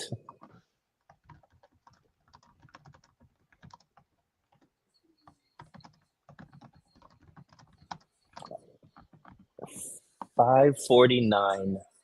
Yeah. Just a couple weeks ago, the sun would still be peeking over that building that Yeah. is right outside my window, and like around 5:30, 5:40, and Mhm. it's crazy that it's been dark this whole time. Yeah, and it's going to get darker, but for another like month and a half. Yeah. Oh, actually, you know what? Second yellow card. Second, second yellow card. Yellow card. So Kelsey coming in the second. Oriano off. Yeah, it almost feels like they're going to be. It feels like they're going to be playing for penalty kicks also, depending on Yeah. obviously what happens with this free kick here. Because again, a very dangerous spot. NYCFC kind of playing back, expecting a pass, not a direct shot in this game. Oh man. Delivery here. Delivery. Mm. Bad delivery. Yeah, Acosta's not coming out. So yeah, Take terrible that. delivery right in, and Carry. it stays in bounds, but NYCFC does recover in this case. What a ball. That's a foul. Come on, man. Ref's going to let him play. Yep, never mind, there is the foul. Refs are not going to let him play. Remember we said before about like only 2 to 3 minutes of added time? I feel like we're going to have like 8 at this point. 84, man. This could be the season here, man. Yeah. It really just hit me. I didn't even realize this. All these games we've been to. Mhm. Munsef, here we go. Munsef for Alonso. Yep. Does this decision define his season? Nick, I mean, does this decision I think for the define fans, the yeah. season? I think for the fans, it will. I think to my mind, I think it was either you get past Cincinnati or it's a failure of a season. I think the fans will be like, okay, you know what? We beat a team higher seeded. We can live with it if they get knocked out. Even if it is against RBNY. But you have to win this game in order for the fans, I think, to be like pushing in again. Come on, step to that. There you go. Good carry. Good carry. Micha is balling, Mhm. man. You don't need to advance the ball there, guys. 80, Okay, never mind. 86, Okay, Kevin. Okay, 80 Kevin. 86 minutes. Takes it in the left side. Yo, Micha's out of position badly. Okay, good hustle though. Yep. Well, yo, Maxie's frustrated about something. I'm not sure what that is. He's looking for a foul or something. Nah, he's yelling at the guys. Also, what has been good about this too is Tell him once to stay high, stay high, stay high, stay high. it's taking the Telling him fans out stay of the high. game too, which is a massive part of this too. Because the fans Say are again? just anxious. They've taken the fans out of the game too, which has been massive in this case. Yeah. Oh, Perea not having that burst of pace is such a drawback with him on the wing. Mm-hmm. There's certain moments that, like just now, where Micha does the one touch, plays the ball forward for him. Oh, if that's a your typical winger, a winger gets to that. Or, and I don't mean like advances the ball and creates some sort of dangerous moment. No, he just gets to the ball first. Sure. Well, that's where somebody like Malachi Jones would have been fantastic. Oh God, I miss this team. If there's nothing else, I want to write something about that. If there's nothing else, this team really misses Malachi badly. Yes. And not just on the field, but his personality off of it. For sure. That energy, that exuberance, that turn around. Sorry. Go on. That exuberance, that youthful that youthful passion, Yeah. I talked to him a couple times at the training facility in the last few months during the process and everything. And he's still very optimistic and positive. And there was some talk he might return if NYCFC can move on, which I think even if he got any kind of minutes, I think the fans will go nuts for. But Maxie with the corner, I think NYCFC's 5th corner of the day today, if I remember correctly. Corners, I think, would be 5-1 in favor of 5-1 in favor of NYCFC. Oof. Yeah, Thiago's the one. Mm-hmm. Oh, they were targeting Thiago there. Shot and nothing. Set to that. I'm gonna give him a card too. Whoa, he is. The cards are flying. Yeah, now they're really starting to come out. This ref thinks he's Gambit. This guy thinks he's freaking Remy LeBeau over here. First we charge the card, and then he said before the game he's like, "Oh, I'm about to make a name for myself out here." The name's referee. Remember it. Referee LeBeau. Yeah, I don't know who the ref is in this case. I'm just gonna go with it that way. But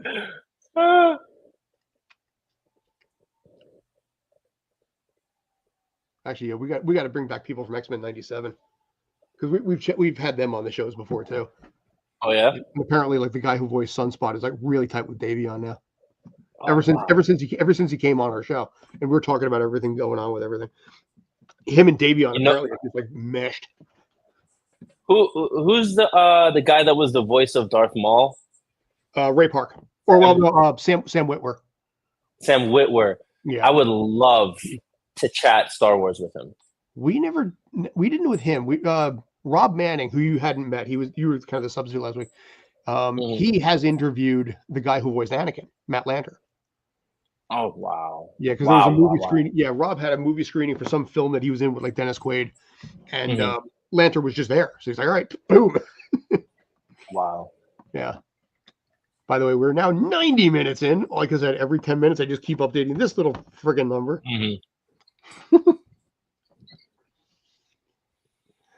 Oh boy, where's my phone? I'm really curious to see how much added time we have on this. Maxie is super animated, man. Yeah. Santi with a free kick right here. Not in a bad position. He's going to have to curve it. Oh. Okay. All right. Who's hurt there? Who's hurt, though? Oh, yeah. Somebody's down. Jimmy.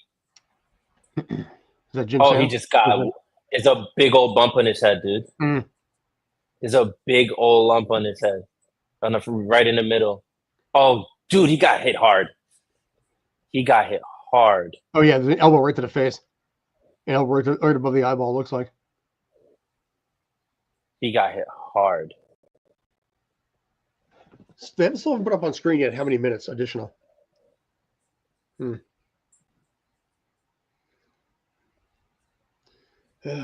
91 minutes. We got to have like 7 or 8 minutes of added time here. I really feel it. These guys, I don't know if they would have gotten my vote for assistant referee of the season. Yeah, like I said, I have no idea who I voted for on that one. Voting for an assistant referee is like voting for like, like those, lower down on the ballot. Not to, councilman. but like huh? Yeah, councilman, exactly. Councilman. It's like, who are these people? Exactly. It's like, I don't even know. It's like, by the way, should this go to penalty kicks at this point, both Matt Freese and Roman Celentano have faced 5 penalty kicks this year. Matt Freese with 1 save out of 5, and Celentano 0 for 5. So this may be a factor right now. Well, one Santi. That's a foul. Take that foul. Ball's kicked right out of play. Come on.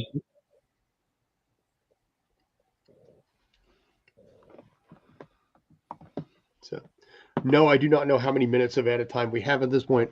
They're currently in the 93rd minute, so I would venture to say it's probably going to be a 97, 98, maybe even 99 minutes in total. I almost feel like both teams are kind of resigning themselves to a shootout.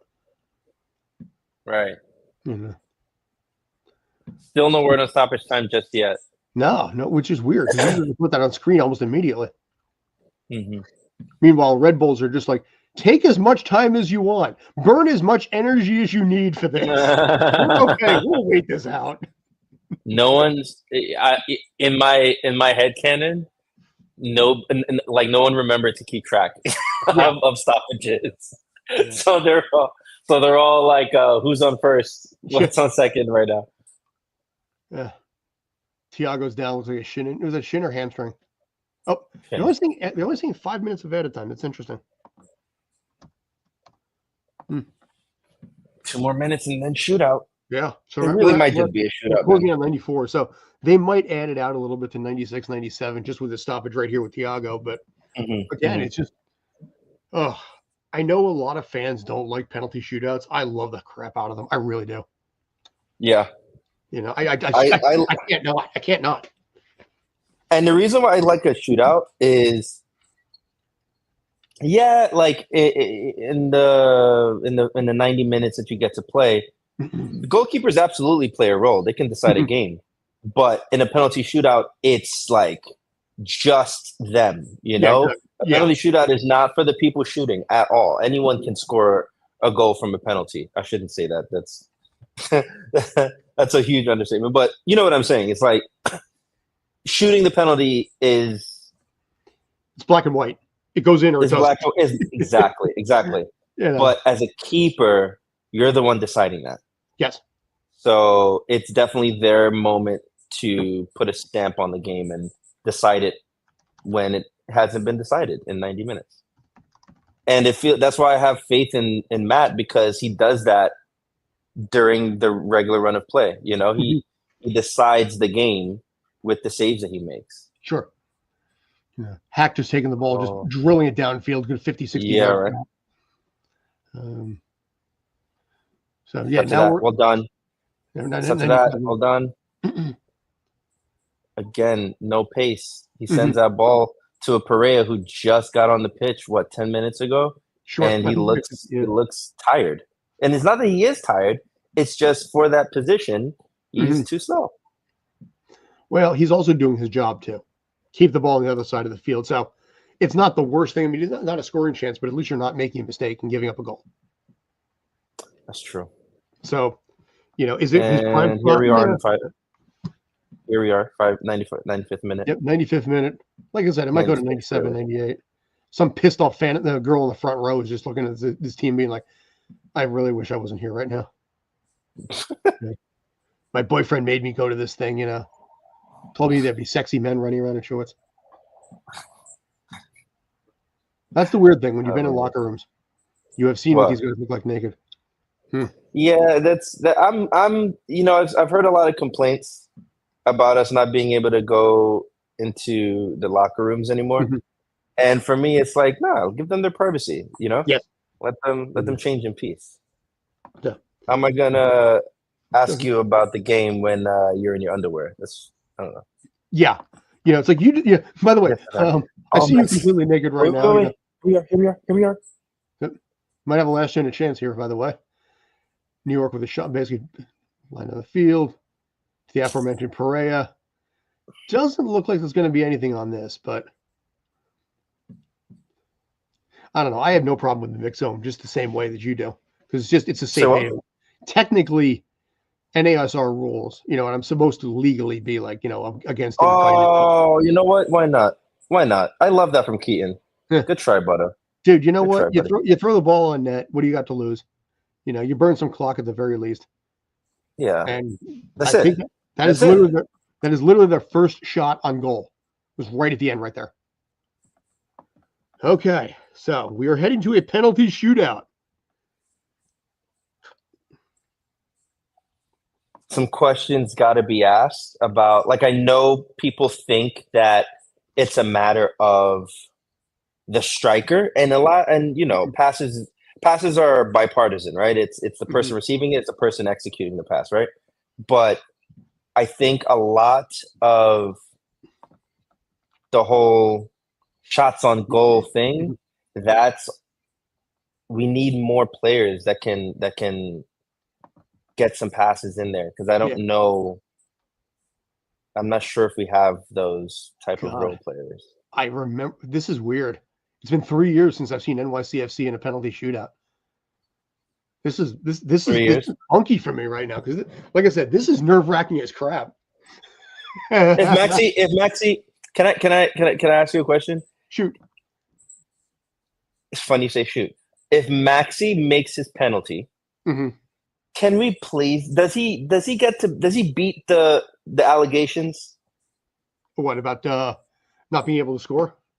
Does he beat the allegations? I feel like we got to stop doing that to him, man. I think if he comes in clutch in this case, I think that'll go a hell of a long way, especially if they win. If they don't win, it'll be more of a footnote. But if they win, or more even so, like his is the deciding one. Oh yeah, he's one of the very few mainstays from the team 3 years ago. Him, Keaton, Luis Barraza.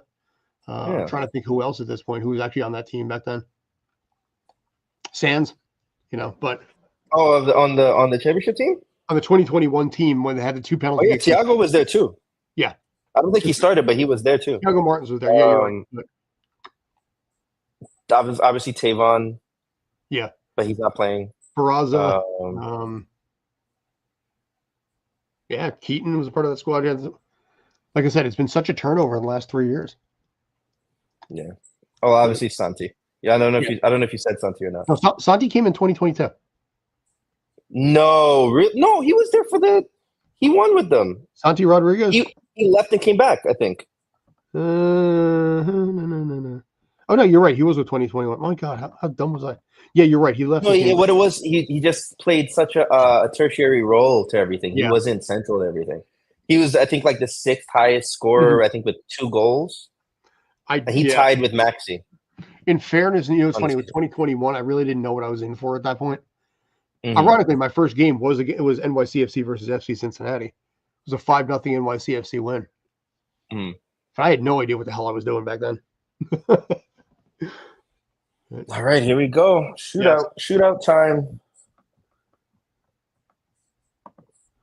So, no matter what happens, I still believe in Matt. So I still believe.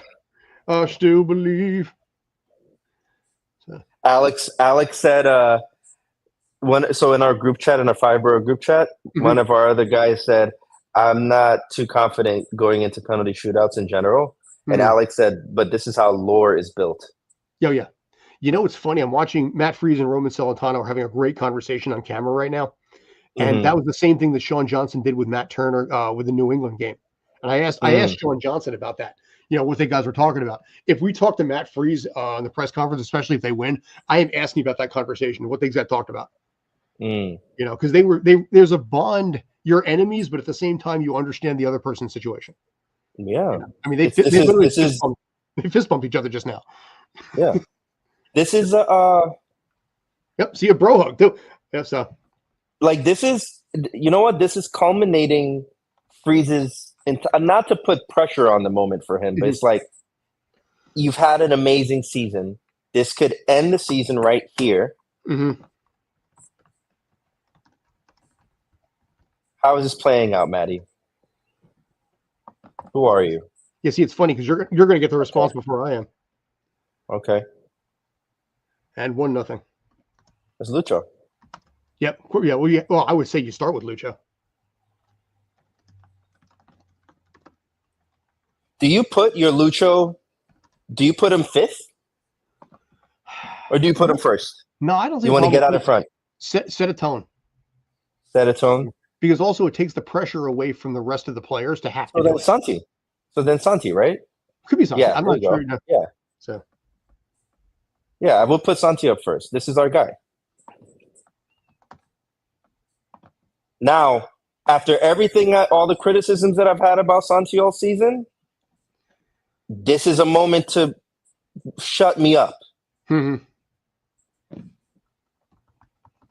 Okay, fair enough. I'm shutted. So,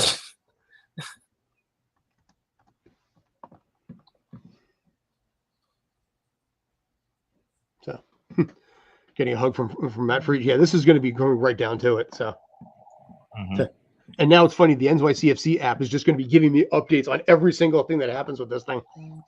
And there it is again. So. Oh, Maddie. Oh, Maddie. Come on, man. You got this. Oh, Maddie, you're so fine. You're so fine. You blow my mind. Hey, Maddie. Hey, Maddie. Still chewing that piece of gum right there. He came and he shot and you saved it. Oh, Maddie. 1-1 right now. Okay. I'm going to not react. Going to not react. Little skips out on that.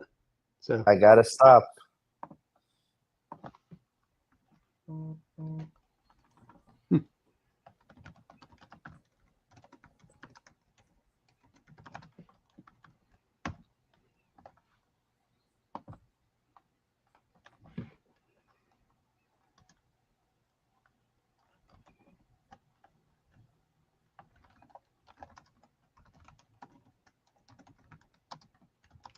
Oh God, Monsef is number 2. Yeah, but you know what? If he lands it, and he has a mustache going too. Yeah, but you know he pulls it off. You know, it's that I guess Middle Eastern European thing. So power, pure power on that. Power.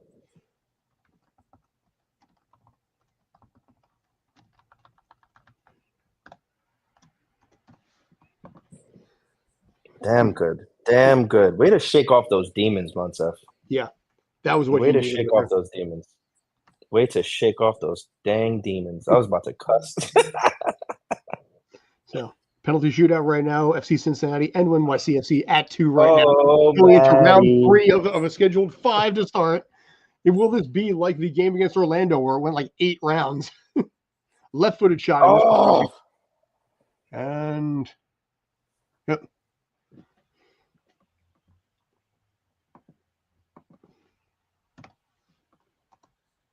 There we go.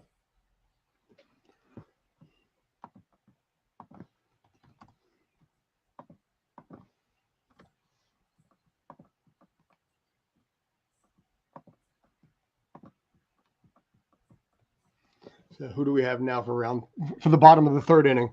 Got Keaton coming up. Keaton with the 1 lone shot on goal for NYCFC today. You know, scored for Catherine because your wife is awesome and she retweets everything I have about you. every picture, every tweet that I have about Keaton Parks, she automatically likes and retweets it. So you know what? Score for her. Supportive wife right there, man. So, oh, interesting. The app is ahead of the app is ahead of not just you, but me as well, or me. So, So now it's 3-3 start of top of the fourth. Alex said, I think I'm going to be sick. Oh, dude, yeah. Dude, like I said, when you've been through this, like I have, like I did in 2021, you know what this is like. And it's just, this is going to be one of those things where it's like, it's almost going to be like one miss, not a save, but a shot going off a pipe, a shot going wide. That is what's going to happen. It's going to be like a 5-4, 6-5, 7-6 type win because somebody's going to miss and not necessarily a save. I see what you're saying. I mean, it could also, I mean, yeah, you're right. You know. So. Oh, Maddie! He came and he shot, but you saved it. And like then you said, what? What's going on? What's this? Oh, I pressed rewind by mistake. It's like, is he retaking it? But by the way, that completely negates exactly what I just said right there about there won't be a save. I'm okay with looking like an idiot there. I really am. So, oops, sorry, I got to make that fourth shot.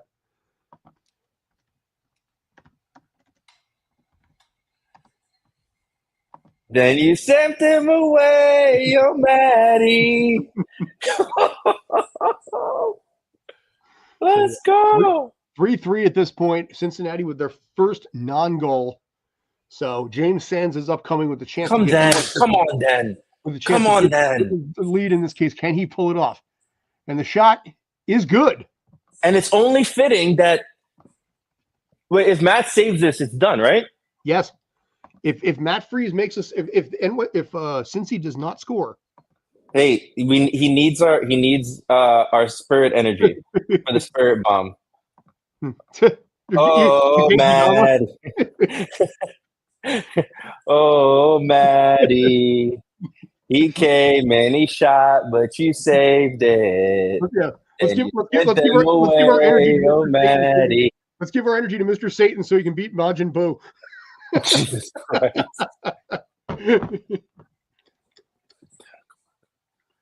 Let's see what happens here. Oh, he slow rolled it past him. But here's the other side of it. If NYCFC scores here, then basically it's over. No. Yeah? Yeah, because it's a best of. It starts with a 5. Oh, wow. So yes, and then I said, hold on. Called it. Tiago is our Callens. Tiago is our Callens. Tiago Andrade. Tiago Martins with a chance to clinch this and pull in Alexander Callens. I'm going to sleeve down for the call right now. Oh, Tiago. Yep, see. Tiago. Come on. Sure. Oh. So yeah, he's going on the side, and that is a save. Holy shit! Celentano with his first save. Yo, and Maddie's knees got weak. Maddie fell to his knees, bro. Oh, that's all of the optics of all of that is not great. Yeah. So both teams now with a save in this case here. Tiago, if they lose, Tiago's gonna hold that all year. Yeah, but truth be told, he can have that moment, and I wouldn't. That would not make me think anything less of him.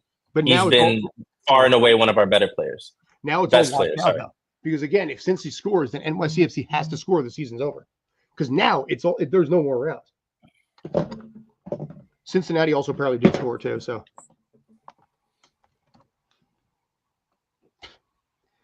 yep. So the 6th shot right now. I'm surprised Maxi wasn't taking that last one. I would have put Maxi on the 5th one. So it all comes down to this. And it's funny because the app is giving me updates before Apple TV is giving to either one of us. Justin before Maxi?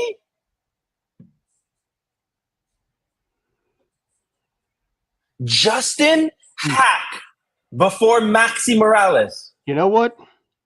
And you know what? Yeah. Taunt them, buddy. Yeah. Hold up the ear. I feel you. Yeah, I'm talking junk. So, oh god, this is Orlando all over again. This is the COVID game in Orlando. Which I love that from Justin. I love that swagger from Justin. Yeah, then yeah, he's like, yeah, whatever, I got this. What a G. What a G. Oop. There, hit the wrong one. Yeah. Now we're on to round 7 at this point. This is where you might find Maxi. Yo, Maddie's talking to him too. Maddie's talking to him. Let's go. Come on, then. Oh, Maddie! You came and he shot, but you saved it. Oh, yeah. Oh, boy. Now NYCFC with a chance to move on to the next round and have a home match against the Red Bull, New York Red Bulls. If they can make this Let's shot. go. And if this is Maxi Morales, like I said, this would be that thing we talked about before. Would it redeem him for his past struggles? If it's him. Is this Kevin? Is this Kevin? Is it Kevin O'Toole? What's happening? Why are we not sending? All right, you know what? Listen, if it's Kevin O'Toole and he lands it, nobody's going to give a crap. Okay, we got. You know what? I'm sorry. We got lucky with Justin there, but come on, come on. Okay, let me be nice. Listen, I like Kevin. I rate Kevin. I rate Kevin. Kevin's a good dude. I like Kevin. He lives in Hoboken. So and nope. Kevin does not seal the deal, and now is a round freaking 8. Celentano with two stops on shots that he has to close it on, and he gets the job done. Oh boy. Getting too old for this. Is this a Maxi decision?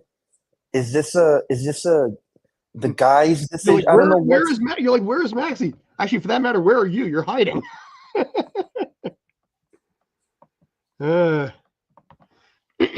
All right, so I also need to point out I've had to pee for like 20 minutes though. You know, I've been holding this the entire friggin' time right now. Man, I don't know why you would do this to yourself. I'm sorry, I'm out of frame. I'm like stressing. No, it's okay, dude. You're allowed. And it's gone. And it's over the bar. Is it over the bar? And it's over the bar. It is over the bar. It is over the bar. Holy crap. So, okay, so actually what I said might hold true, that it was going to come down to a shot that was going to ring off the pipe or miss. And maybe that's the one I was talking about. Oh, boy.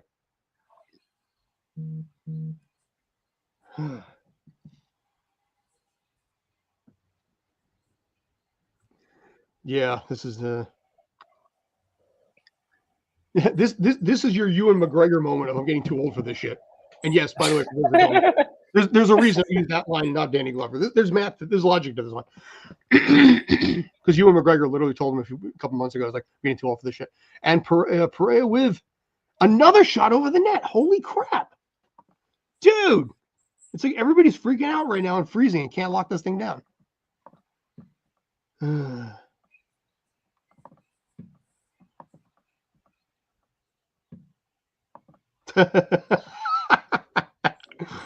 I'm not going to post that comment.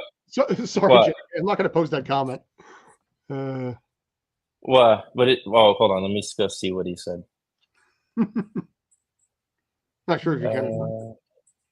Huh? I'm not sure if I can pull it up right there, but photographer. But it's in the YouTube, right? He's actually posting through Twitter right now. All right, so here we are to round 9. Still 5-5 at this point. Oh, what a save! We missed the last 2. Maddie is coming up big. Yep. Maddie's coming up big time. And now at this point, the last 5 shots combined between the two teams have missed. Matt Freese has had 2 shots out of the last 3 saved, and 1 shot went over the bar. So since he has missed their last 3, NYCFC has missed their last 2. So 3rd time's the charm, possibly. If NYCFC can land this shot, they will move on. Is it Micha that's going to be the hero? Little 19-year-old Micha Ilinic. You know, he's trying to get in Micha's head. Yeah, trying to get in Micha's head. Trying to get permission from his parents to add more tattoos to his body. If he scores here, his parents might let him. Micha, who's also one of the nicest, sweetest kids on that entire roster, and I say that honestly. But you know what? Boy, he could steal some glory right now. He could steal some glory. And the shot. He pulls it. Holy crap, they win. What a year for this kid. Wow. What a year for this kid. Holy shit, dude. What a year for this kid. Absolutely.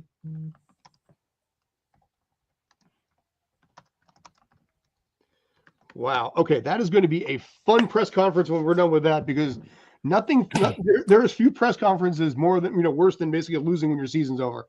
But Mitja Ilinic at 19 years old becomes the new Alexander Cayens and scores in a PK. And I love that he did the I can't hear you.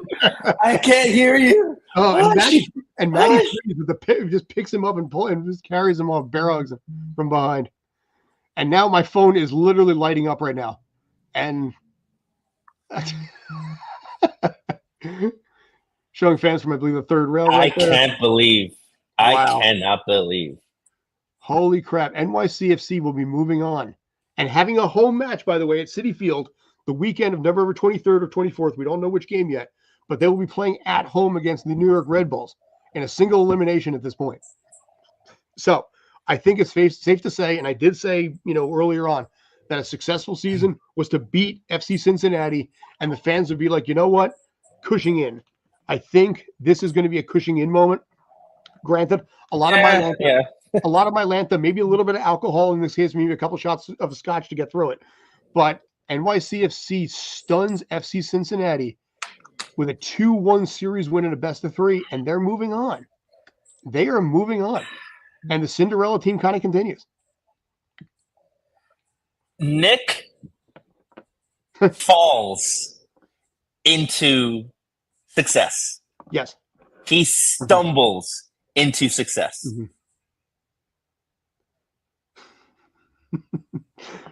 JJ, I'm not posting that comment. He's got a comment on Twitter. I'm not touching that one. But where are you seeing this? They're showing up on my feed. Yeah, my phone is literally just lighting the frig up right now. Rich Mancuso on to semis, Ernesto and Diego. So, all right. So we have to basically, and even in my internal feed of the company and everything like that, NYCFC moves on. Toronto Argonauts are moving on to the Grey Cup, it looks like. So, congratulations there. NYCFC advances. Yeah. Look at this, man. Okay. 9 saves tonight. So, so Matt Freese with the icer on that, earning his MVP status in this case with the team. We got to hop off because we got to do a press conference, which player, which I'm sure will be a very, very exuberant press conference in this case, But I'm gonna be absent from that one. All right. If history's any indication, I may be leading it off.